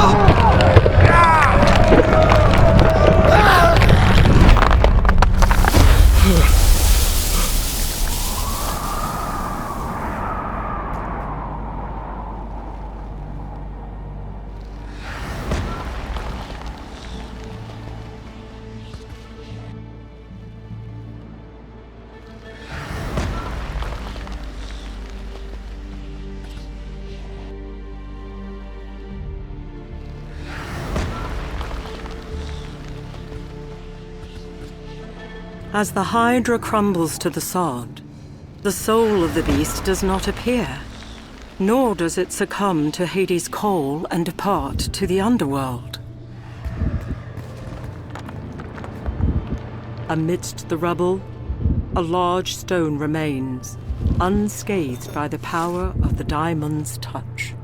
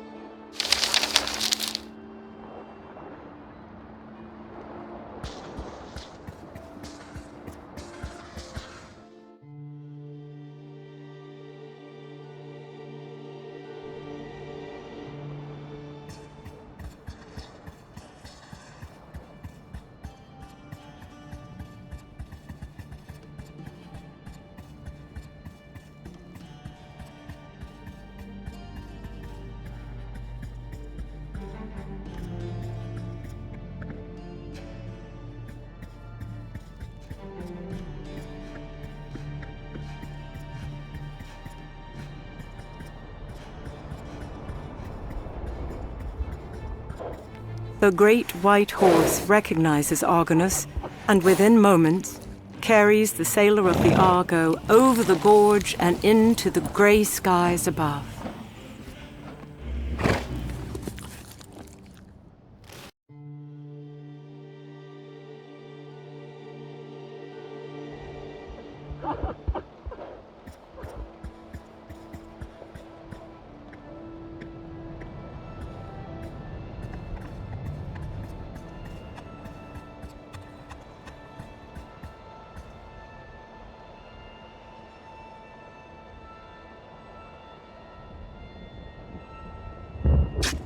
Again and again, Argonus sets shovel to dirt, until all that remains are a number of coals.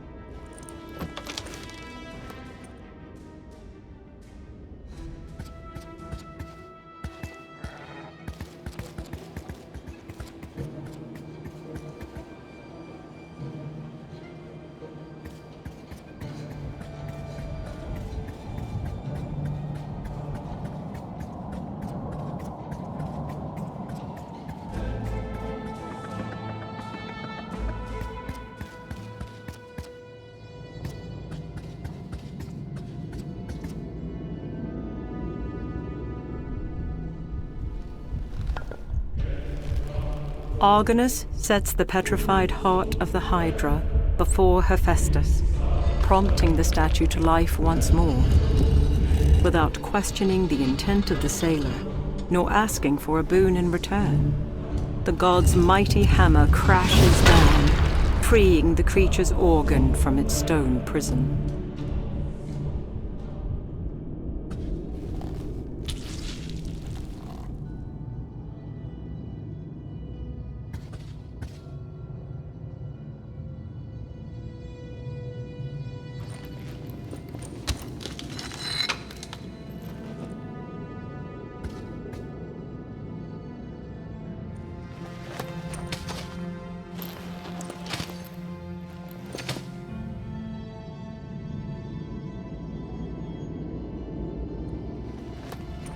Argonus sets the wool into the forge. It takes only a single strike of steel on flint to produce a fine flame.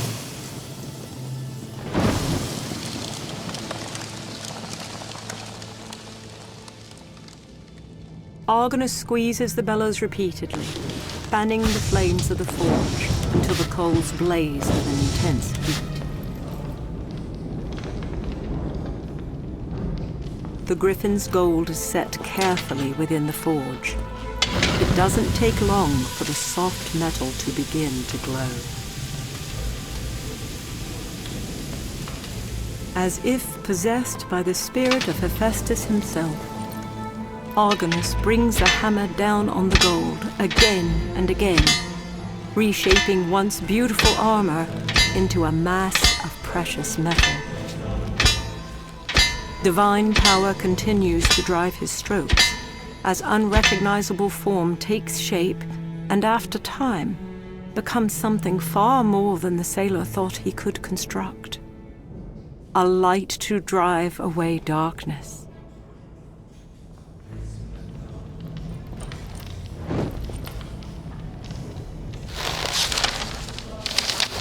No one would fault the sailor if I were to recount, at great length and with great detail, the clash of the magnificent winged creatures I have just borne witness. For surely, even a novice storyteller could lift and embellish the battle for Hephaestus's gold with great plum and ardor.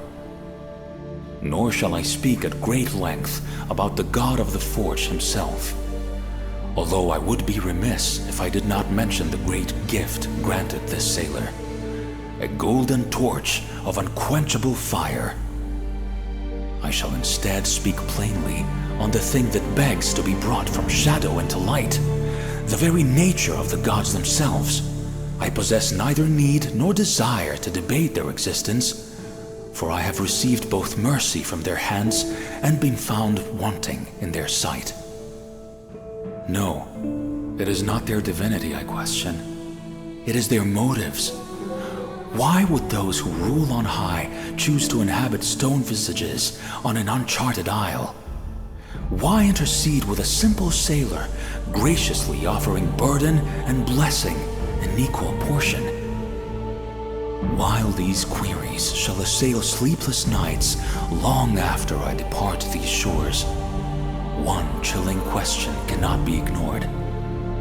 What unseen power do these Gorgons possess that even the gods would fear?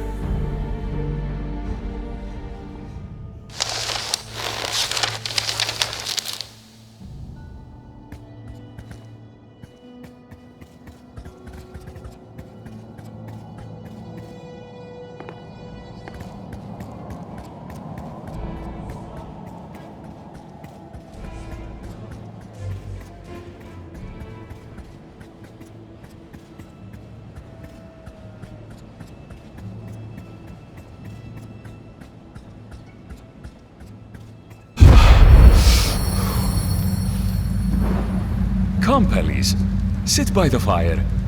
Do not tarry in darkness, as it is only shadows you chase. Mayhap so, Nauplius, but is it not what is cloaked in shadows we seek? That which has brought all we know to ruin? That I cannot say, but ponder this. If fair Athena appeared before us, bestowing hope, would she not also offer protection? I know not. All that is certain is that a fear grips my heart like no other. Athena's promises do little to... Hold! What manner of creature are...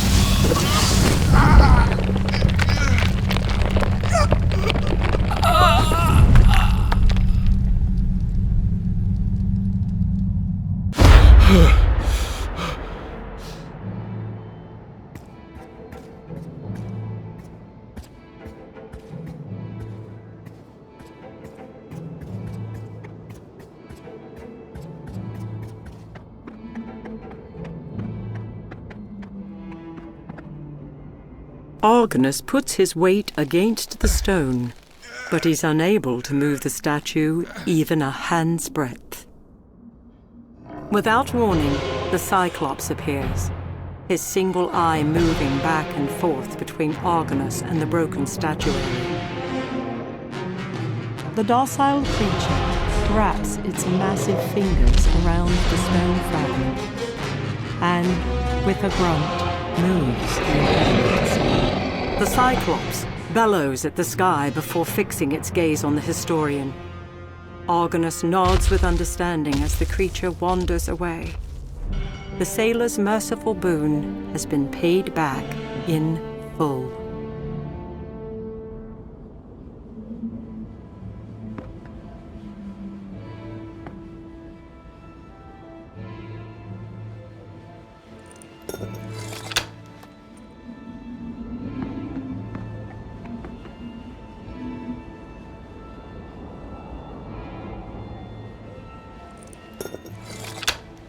The final keystone placed, a deep, grinding fills the air, and heavy stone doors slowly open, revealing a dark passageway beyond.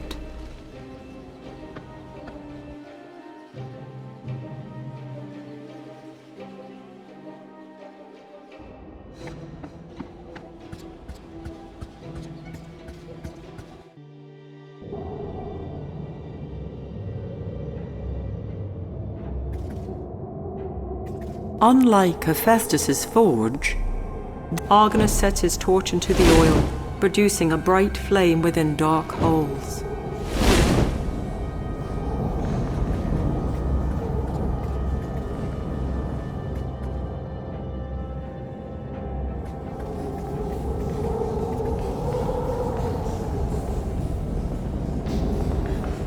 Firelight shines upon the stone, clearly showing an embossed design of circular corridors. The construction of this circle suggests that it can be moved.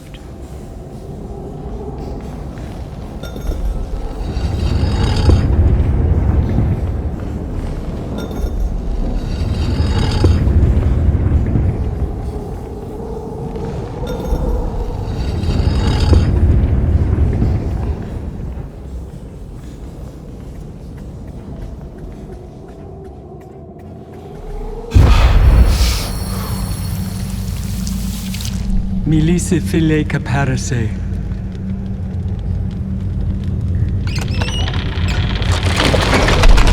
Come, Euryale. It is time. No, What did you say? I will go no further, and neither will you. I won't let you. You won't let me? You won't let me? I have had enough of your questioning, your endless whimpering. Sister, this must end. Yes, you are right. This must end.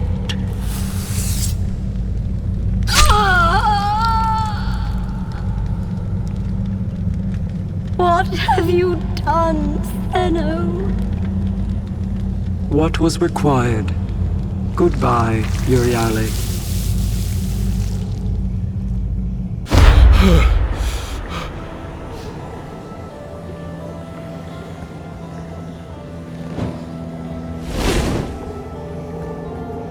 Book 4. The Penitent One.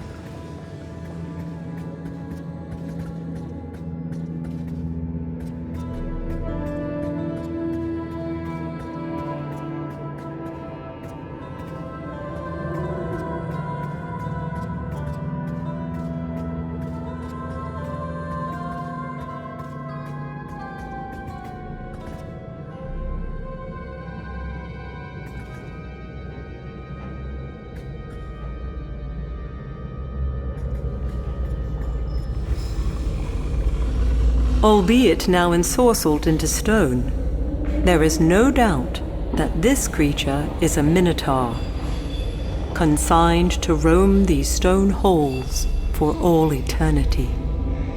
After a moment of concentration, Argonus unleashes the daimon's power upon the stone minotaur.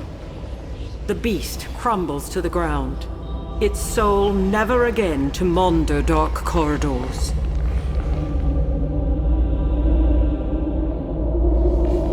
The rock in the center of this room has seen the work of a chisel, as if prepared to be a support or stand.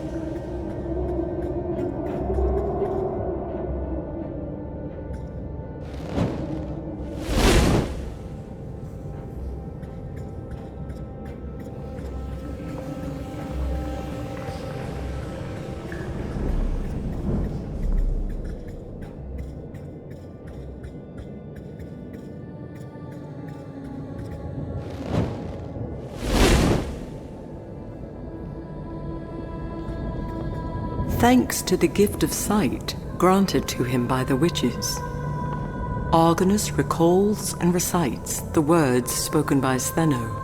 Μίλησε φίλε και πέρασε. As the doors part, the smell of blood rises to greet him.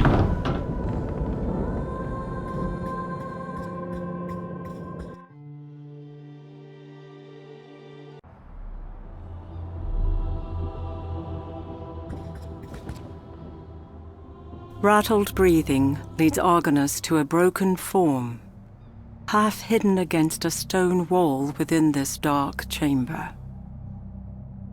When the figure finally speaks, a voice is soft and filled with pain. Come no closer, Argonaut, else you be brought low like many men before you. Even though I, Euryale, refused to let my gaze fall upon them, I offer no excuses, no defense. My acquiescence of my twin Stheno has made me culpable for their deaths as well. Euryale pauses for a moment, catching her breath before continuing.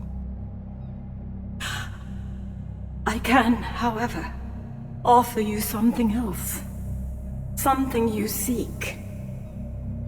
My merciless sister herself. Stheno has used an ancient stone to enter Hades' realm. There, she shall descend to the greatest depths of the underworld and undo that which the hero Perseus set into motion when he consorted with the gods. Stheno shall free our sister Medusa from Tartarus, the dungeon of torment. Euryale struggles to continue.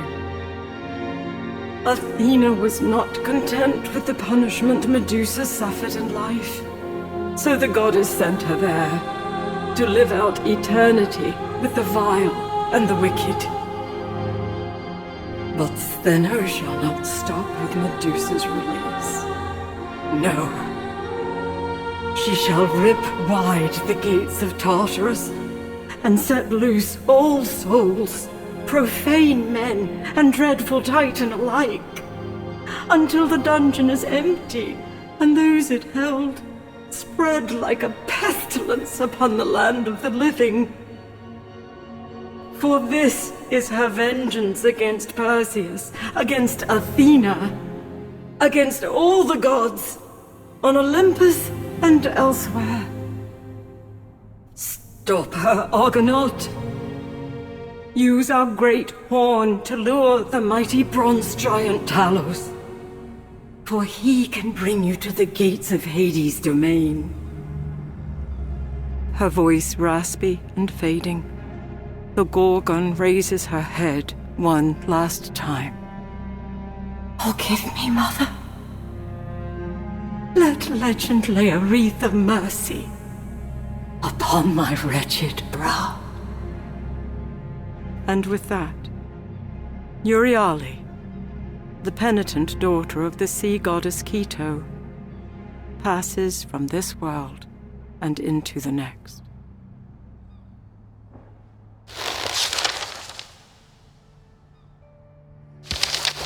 I am a fool, wandering in a desert, muttering words of salvation and revenge through parched lips.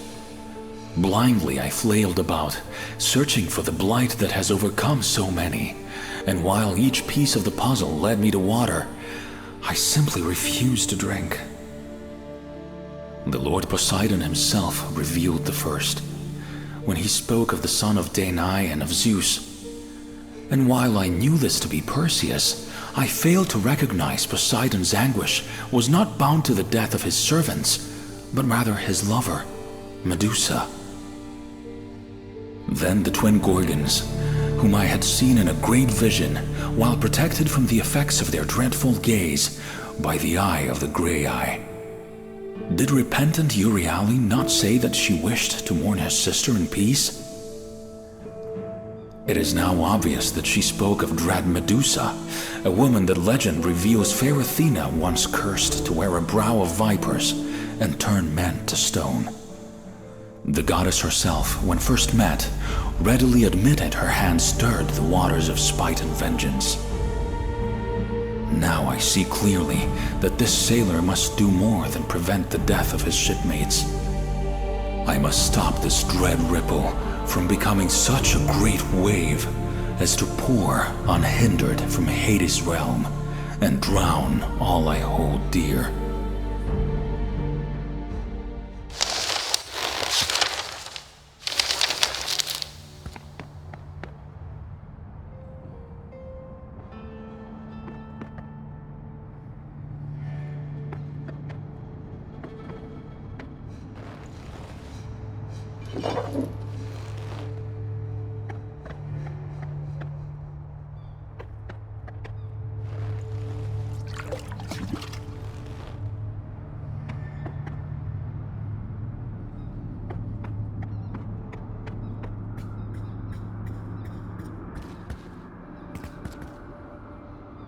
Argonus presses his lips to the horn.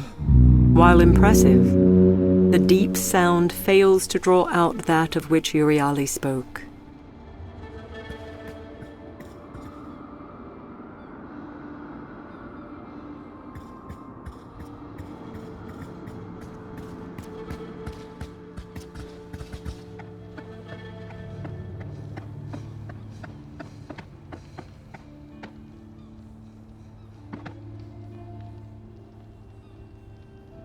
The statue dedicated to Hades, lord of the underworld, can be found within the temple that this stone symbolizes. Hera's temple, set just outside her golden orchard, can be seen here, fashioned of stone. Safe within his grasp, Argonus touches the stone to the temple. The world about him suddenly begins to dissipate.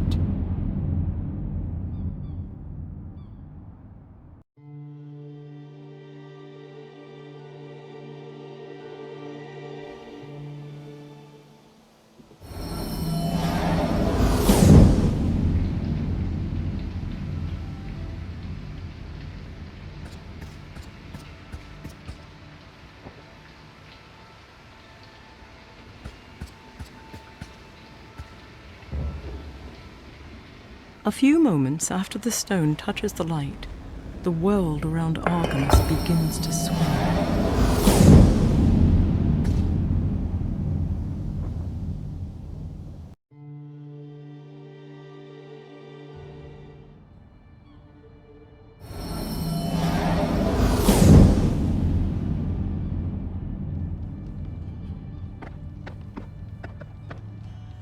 Though some features on this sculpture are difficult to discern, taken in its entirety, it is not.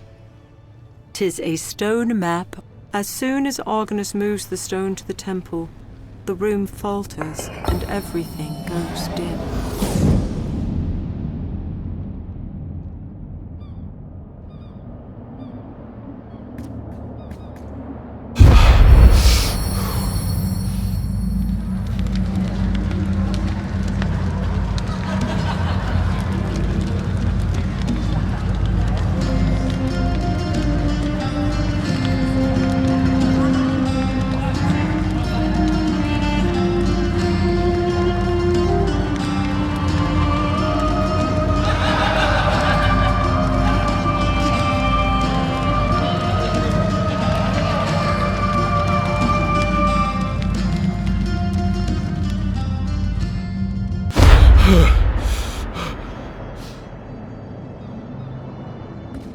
This grand statue would be easily recognized by any man.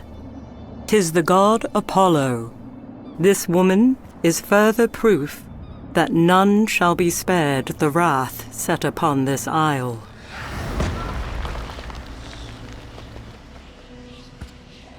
Surely a worshipper, this man and his drum have now become naught but a religious ornament.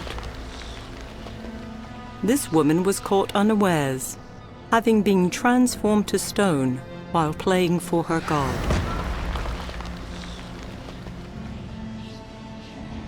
Argonus is unsurprised when the sculpture of Apollo stirs.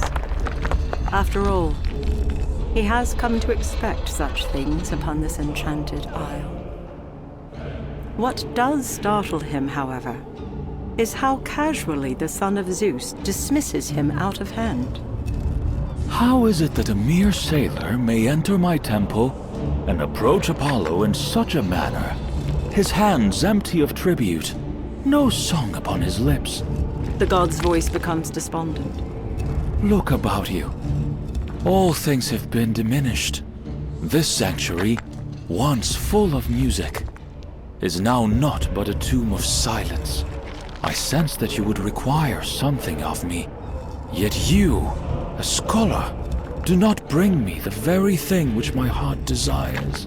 Before Argonus can utter a word, the god of music turns away from him, but not before laying a pledge upon the sailor's shoulders.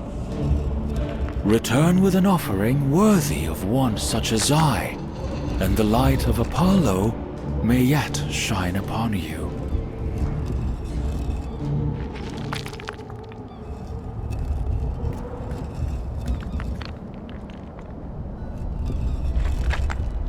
Once the stone is held within the light, the world around Argonus wavers.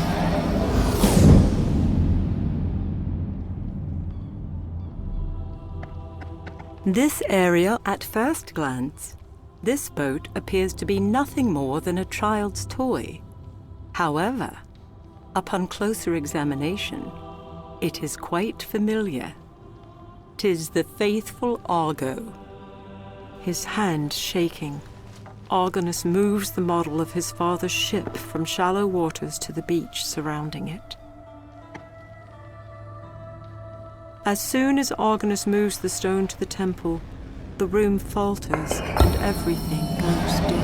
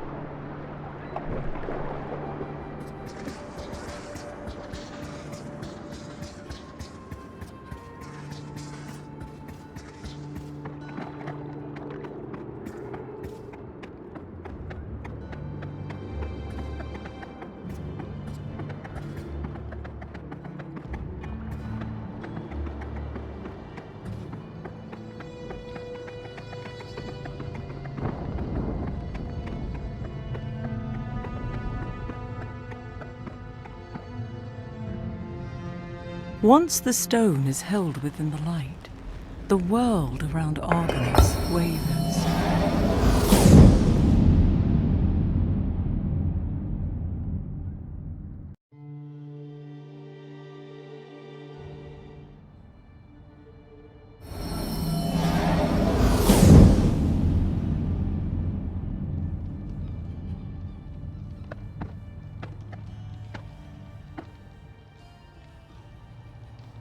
As soon as Argonus moves the stone to the temple, the room falters and everything goes dim.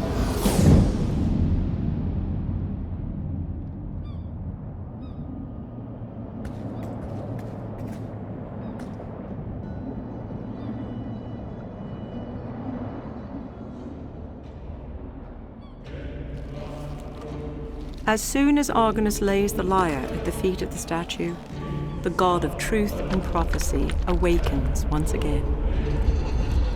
Apollo appraises the gift for a few moments before the stone lips part. Though its form is crude, and its strings are found wanting, you have done well to bring this lyre into my temple. And although these days are dark, it shall bring music where none could be found. I would appear a boorish god if I did not offer something in return for this boon. Apollo says, gazing about, seemingly lost in thought. The statue waves his hand, and a heartbeat later, Argonus feels his satchel move. Take this, historian, so you are forever with song, forever with music. Let it never be said that Apollo is not as generous as he is beautiful. A smile forms upon Apollo's face, before becoming unmoving stone once more.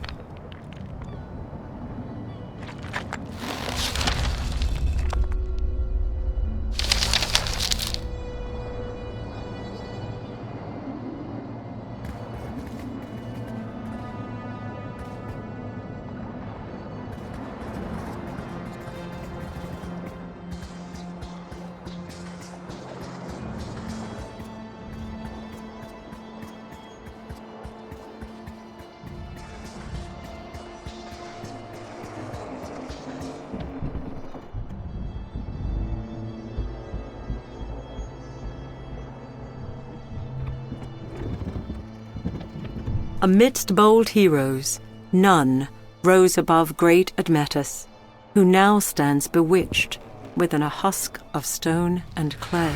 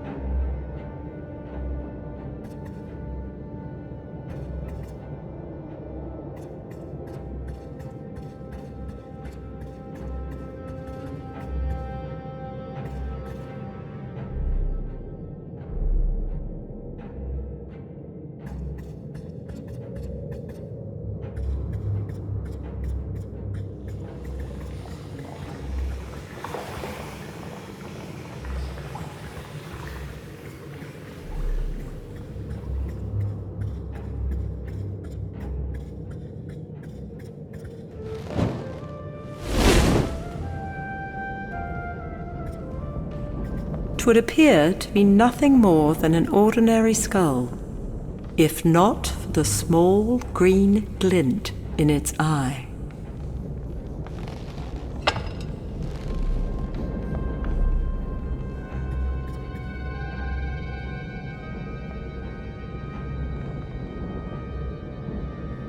While the bleached skull itself would seem common, the vision that appears when touching it is anything but.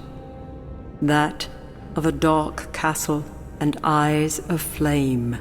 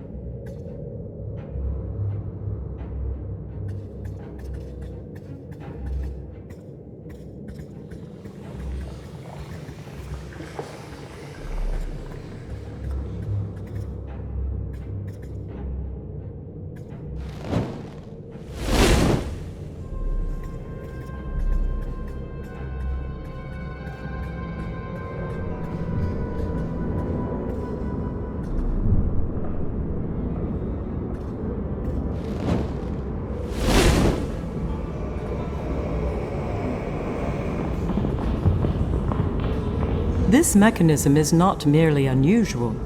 Its construction is beyond the imagination of most craftsmen.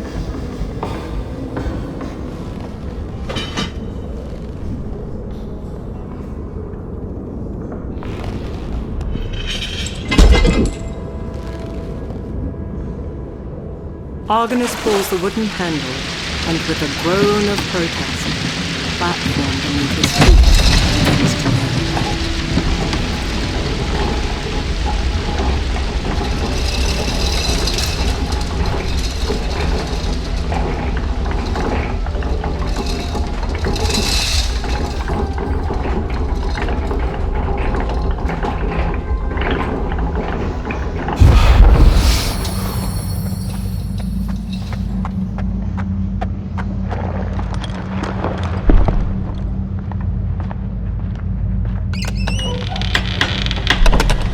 Fair Athena, I have returned. Reveal yourself to me, as your servant awaits. I am here, Perseus. Do not be afraid.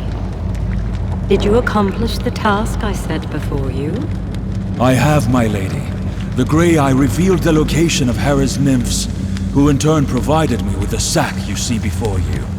And what of the other labors? I have fulfilled them as well. Winged sandals from Hermes, a dark helm from Hades, and from your father, a great sword. Well done, Perseus. But even all of this will not be sufficient to cleave Medusa's head from her shoulders. A final gift, a polished shield of gold. Use it wisely, else the Gorgon's gaze shall be your downfall. Now go, my warrior, and finish it.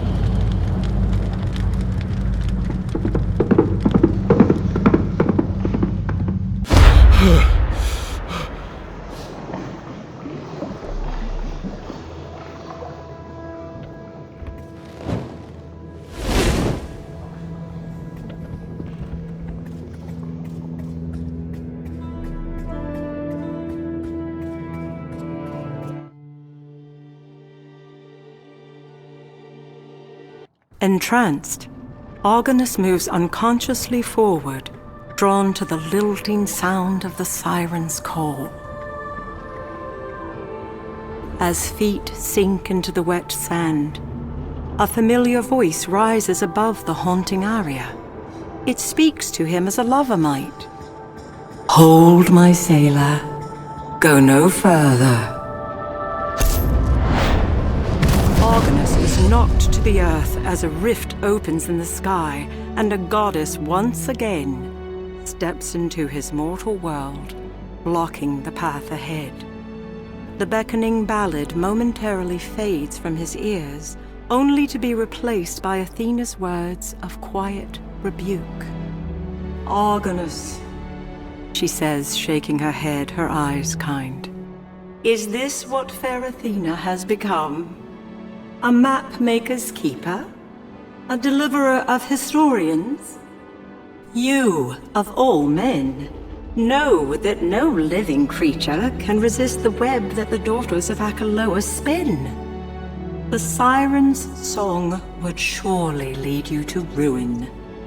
For your sake, and that of your countrymen, I simply cannot let you pass. And with that, Athena, the goddess of reason, becomes a silent sentinel before a stunned sailor of the Argo.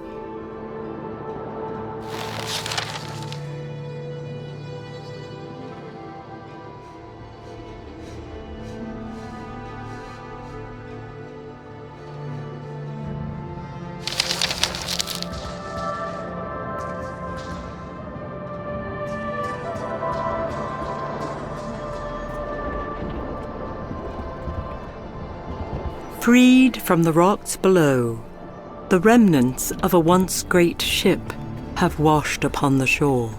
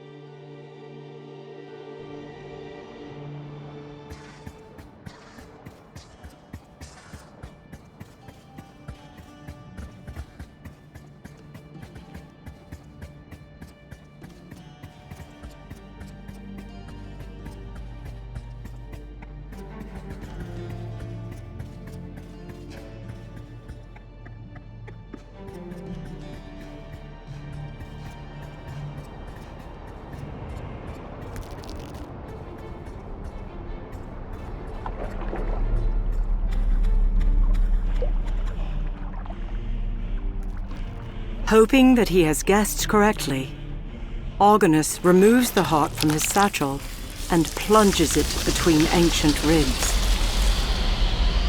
Sensing its master, the skeleton turns hollow eyes toward the sailor, beats sword against shield, and obediently follows.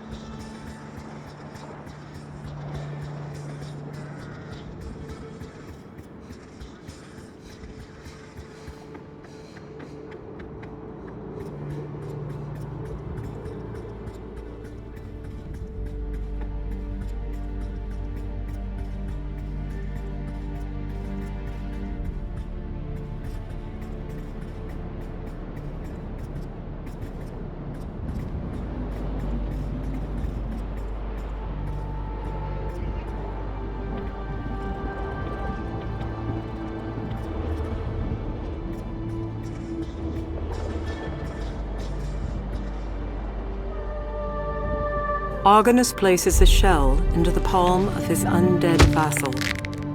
Though neither word nor gesture is exchanged, the skeleton turns and walks obediently toward the shore, even as the goddess Athena fades from sight.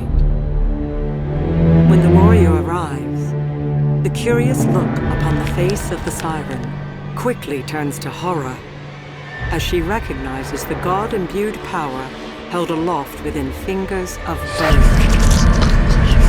The songstress's eyes grow wide as the fetters of her enchantment break, and her sultry voice wavers. In an instant, her baneful song is pulled from her lips and held fast within the shell. His great task complete, the skeletal warrior returns to its master, a powerful gift cradled in its bleached, outstretched palm. As soon as Argonus takes the shell from the skeleton's bony grip, the Hydra's heart within its breast shatters. Its work done, the warrior becomes quiescent once more, as if awaiting orders from the very gods themselves.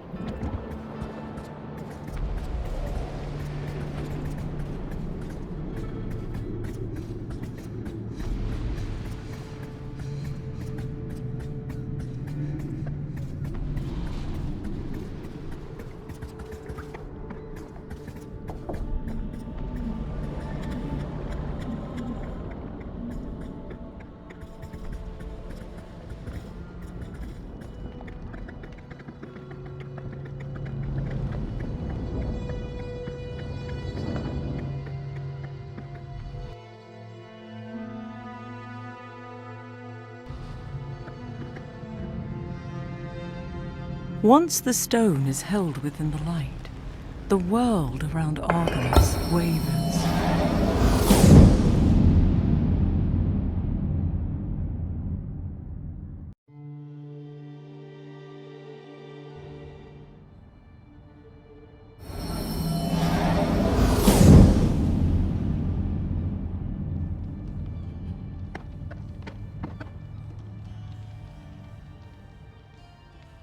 Safe within his grasp, Argonus touches the stone to the temple. The world about him suddenly begins to dissipate.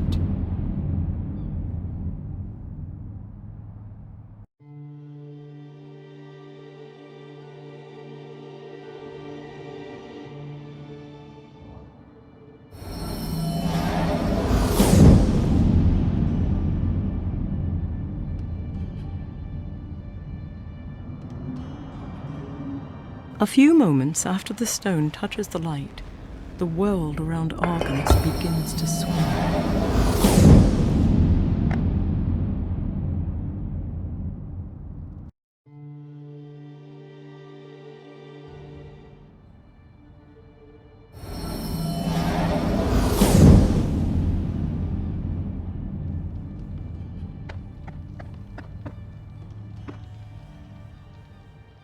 Safe within his grasp, Argonus touches the stone to the temple.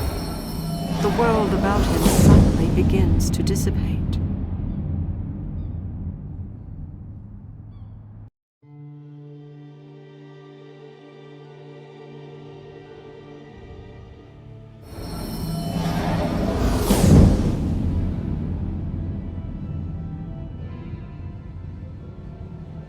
The stone is suspended in the light, but for a moment, before the world fades from sight.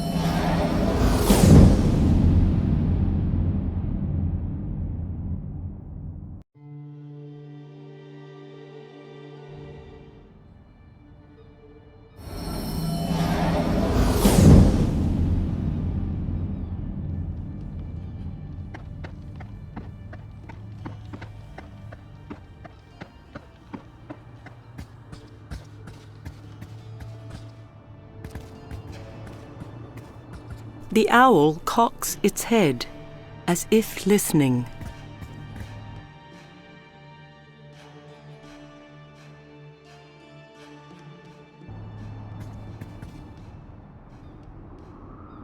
Remembering Euryale's dying words, Argonus holds Apollo's gift to the mouth of the massive ram's horn.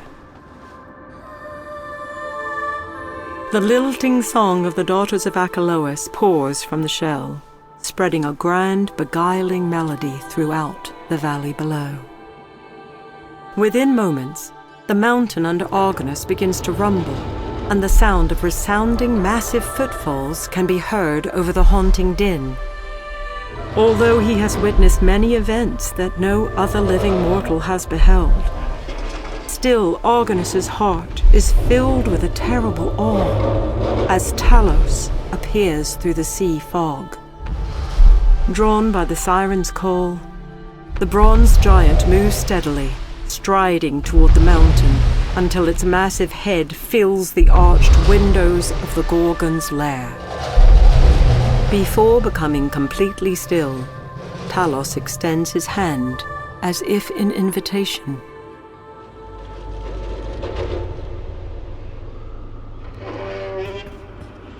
Sensing a finality to his quest, Argonus does not disappoint the giant.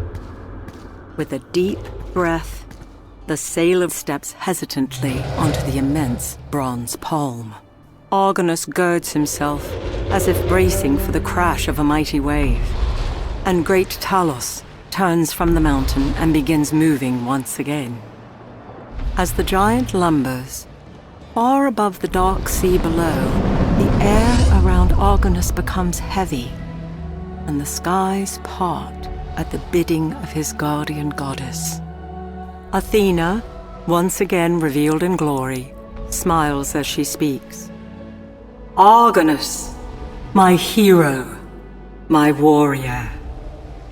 You have done what no man has done before you. Yes, you are nearly there. But where you now go, fair Athena cannot. Do not lose heart, for my promises are true, and your brethren await you. Again I say, do not despair, for you have proven yourself time and again, and neither Stheno nor the gates of Hades' realm can hinder you. The goddess lifts her hand in a final blessing, as the rift closes about her and she fades from view.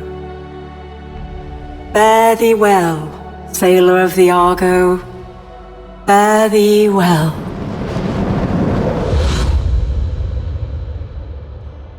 His heart heavy, Argonus' eyes are drawn upwards, where he finds himself beneath another towering mountain, a crumbling entrance hewn into its face. Talos moves his massive hand until it scrapes stone, allowing Argonus to climb down. His task done, the bronze giant turns and slowly walks toward the very sea that holds dear the heart of Argonus.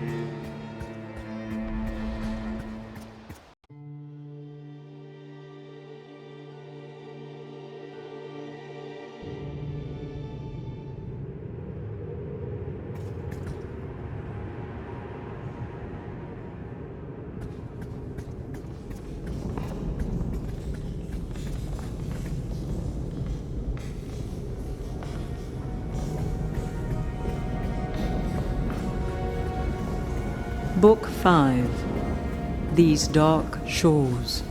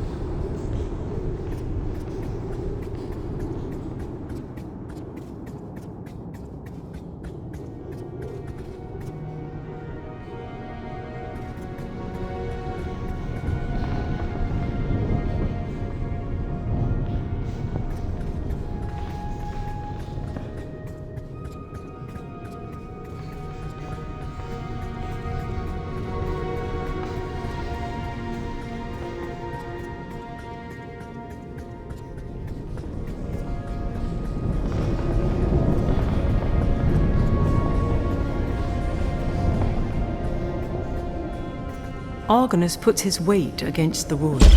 As the lever moves,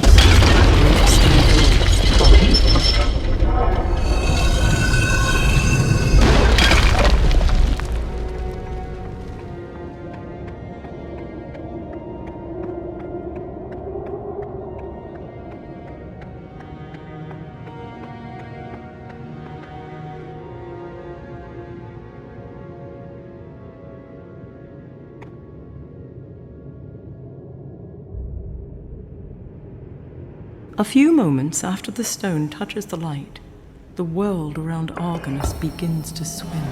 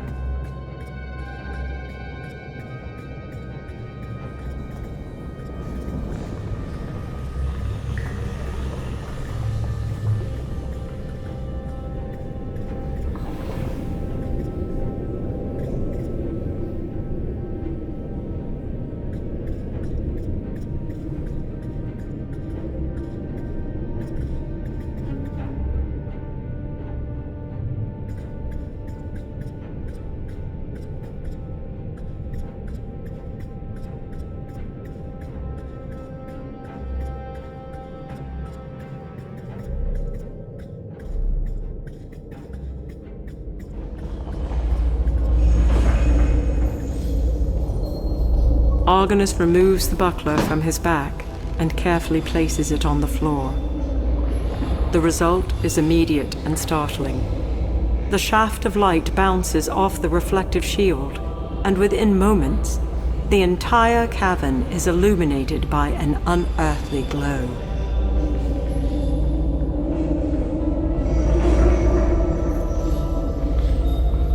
Although from this vantage only a handful of bones can be seen, there are, no doubt, many more that cannot.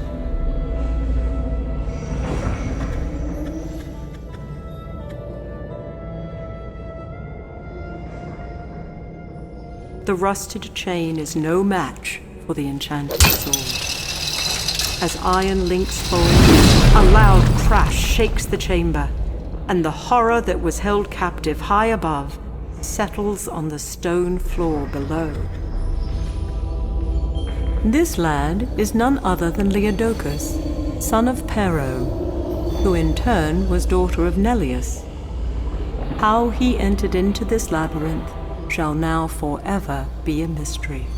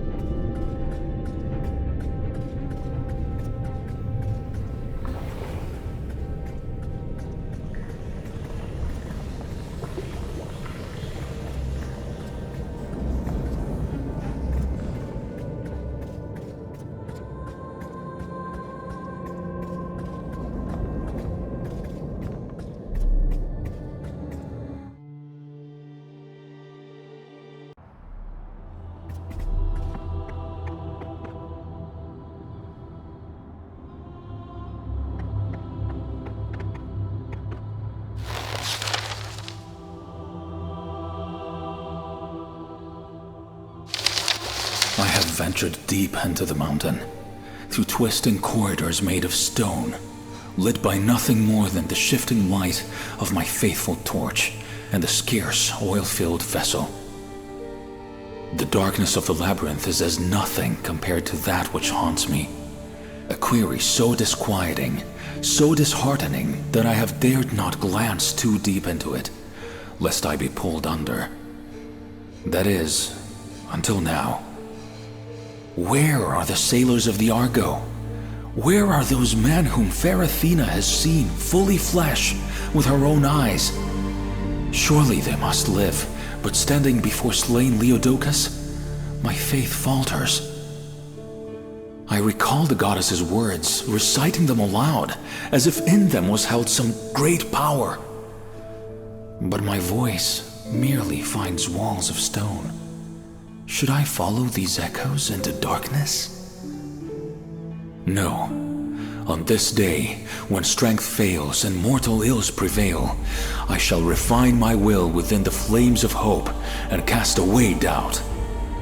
For if I do not, and succumb to unbelief, what then shall become of my valiant companions?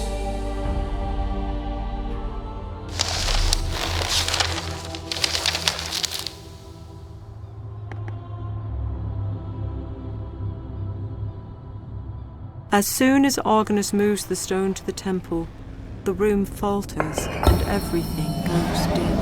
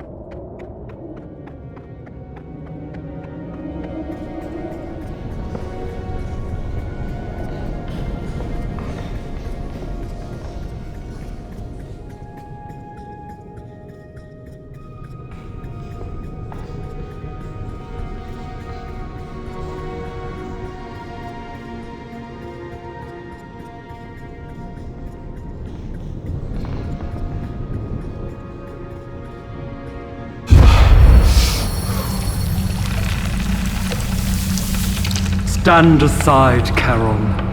I claim this boat in the name of my sister, Medusa, who wails in torment within Tartarus. Only the dead. So Hades' undead pet will not yield to me. I say again, stand aside. Only the dead. So be it. It matters not. These black waters shall carry my vengeance hence.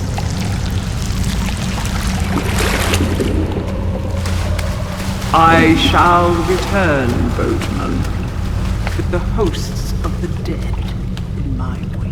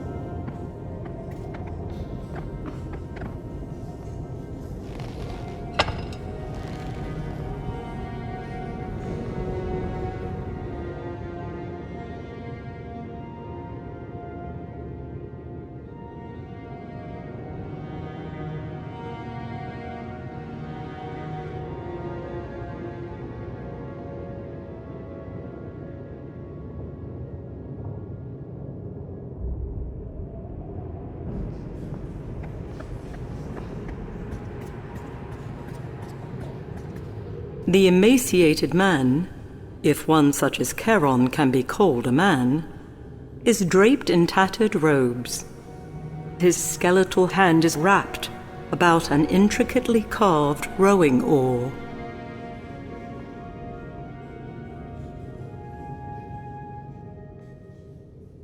The sailor of the Argo reaches into his satchel, removes a silver coin and presents it to the ferryman.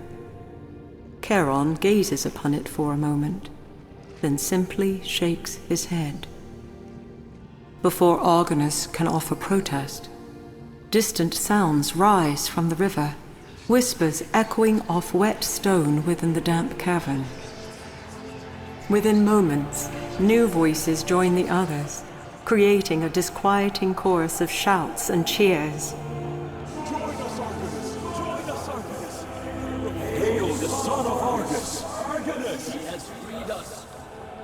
Argonus weeps at the words of tribute as the souls of slain Argonauts rise from the shadows, appearing before Charon, beseeching, entreating, almost as one voice. Hail the son of Argus! As the eyes of Charon move slowly from the spirits to the astonished sailor, Argonus's hand shifts once again, showing that within it, he holds the power of life and death. Charon gazes at the gift from Thanatos, and after what seems to Argonus an eternity, the ferryman relents, motioning the Argonaut to board. As he steps onto the skiff and Charon sets his oar to black waters, a sobering thought enters Argonus's mind. At first, it is a small speck, but it grows even as the sailor's eyes widen in understanding. Athena did not lie.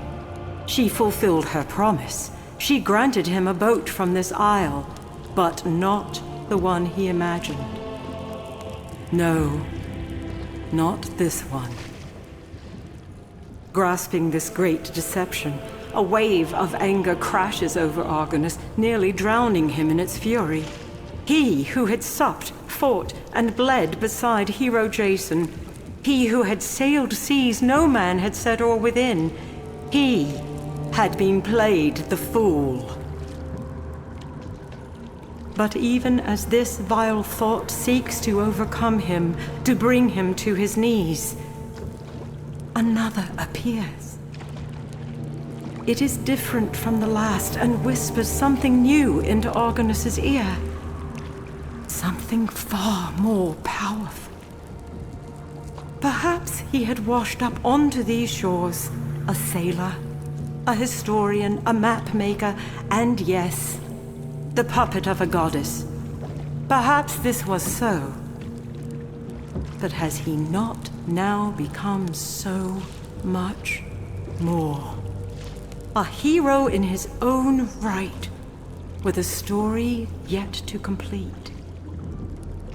Argonus, the rider of Pegasus, liberator of souls, bane of harpies, forger of light, sets his jaw, knowing that Thanos' retribution must come to an end. And as he stares out beyond the Black River, tendrils of darkness surround the boat, and the underworld claims him as its own. Spell falls,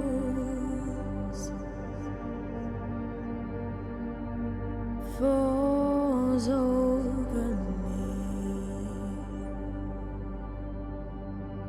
carried on waves of blackest night.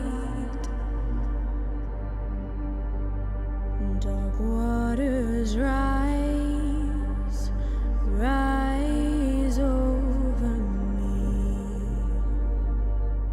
Your spell it falls, falls over me. Unsalted wind beyond my sight. Dark waters call out to me.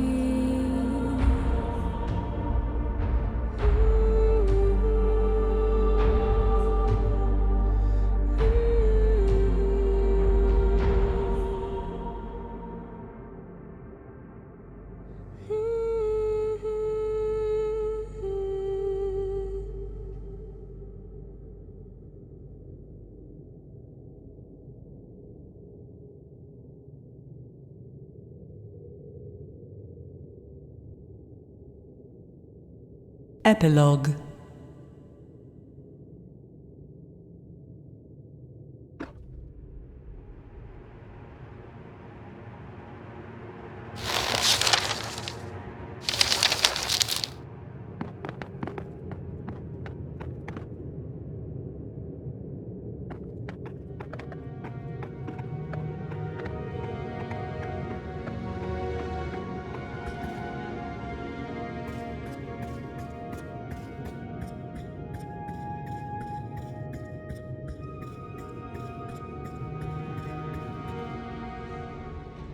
The diamond lifts his hand and speaks.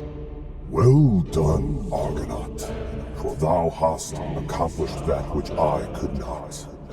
When my lord Hades recalled me to his realm, mighty Thanatos obeyed, for he is master, and I servant. Yet I am also the shepherd of the dead, and to abandon the souls of that isle went against my very nature. Thanatos looks about before addressing the sailor once more. The Gorgon is just beyond where thou dost now stand, and though thy courage is great, it will not be enough to hinder her. As I am in thine debt, Thanatos will now repay. Gird thyself for what is ahead, sailor of the Argo.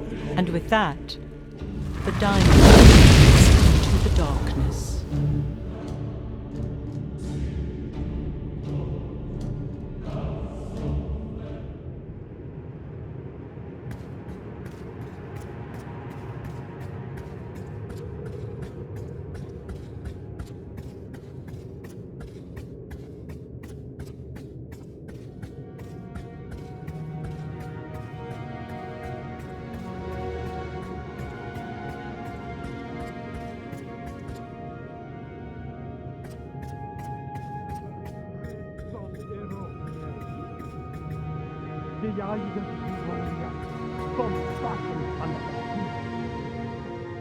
Steno hears Argonus approach and turns to face him. Before her transforming eyes can settle upon the sailor, Argonus raises the gift of Hephaestus and the torch blazes into life. The Gorgon shields her face against the blinding light. Steno rages, her words daggers. I will have your head for this, Argonaut! You were a fool to face me alone! Before Argonus can utter a single word, another voice rises from the fog, one familiar to both sailor and Gorgon alike. He is not alone, sister. Amazed, Argonus watches as Euryale slithers across the rocky ground toward her twin. Steno begins to wail. Euryale! We're so close! Kill him! Kill the Argonaut! No, Steno.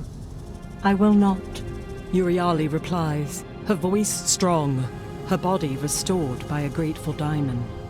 We must free our sister! We must free Medusa! No, it is you that must be freed.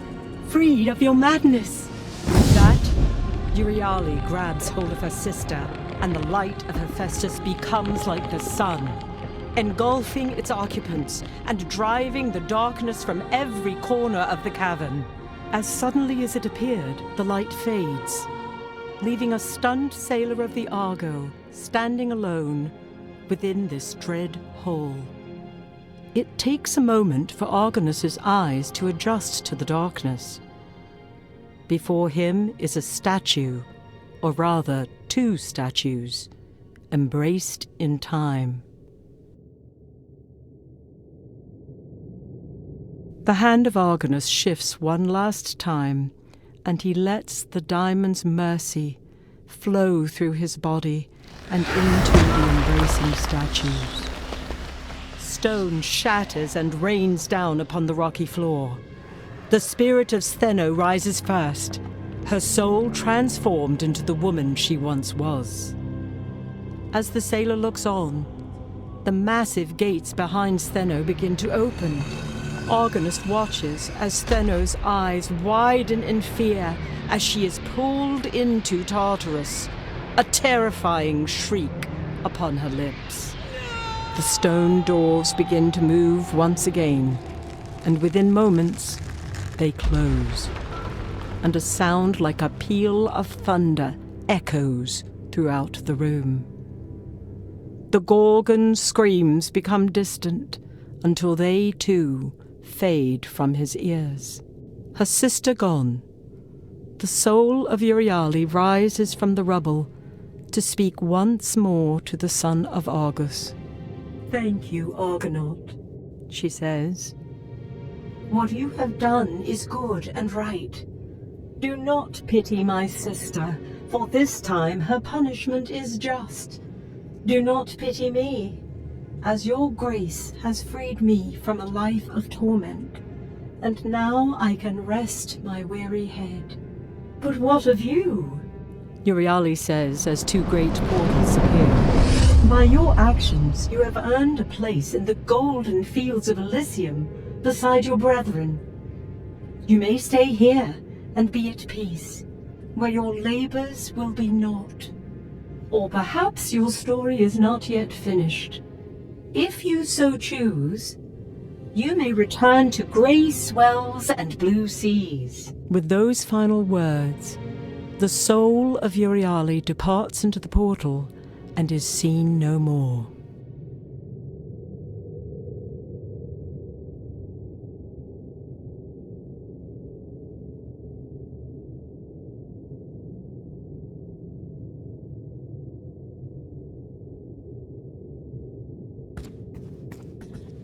A smile creases the face of the sailor as he steps into the portal and whatever adventures await.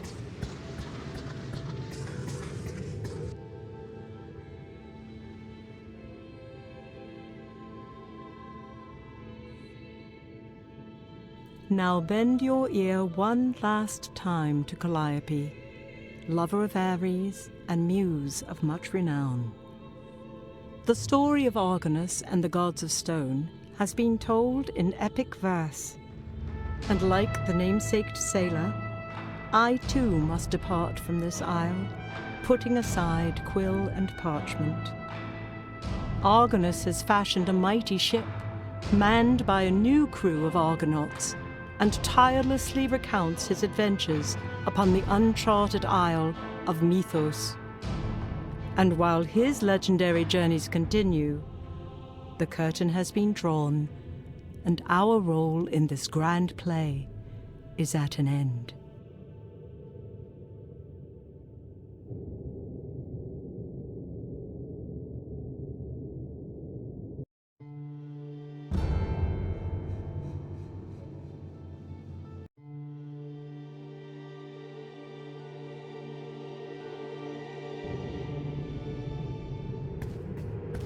A smile creases the face of the sailor as he steps into the portal and a new world beyond.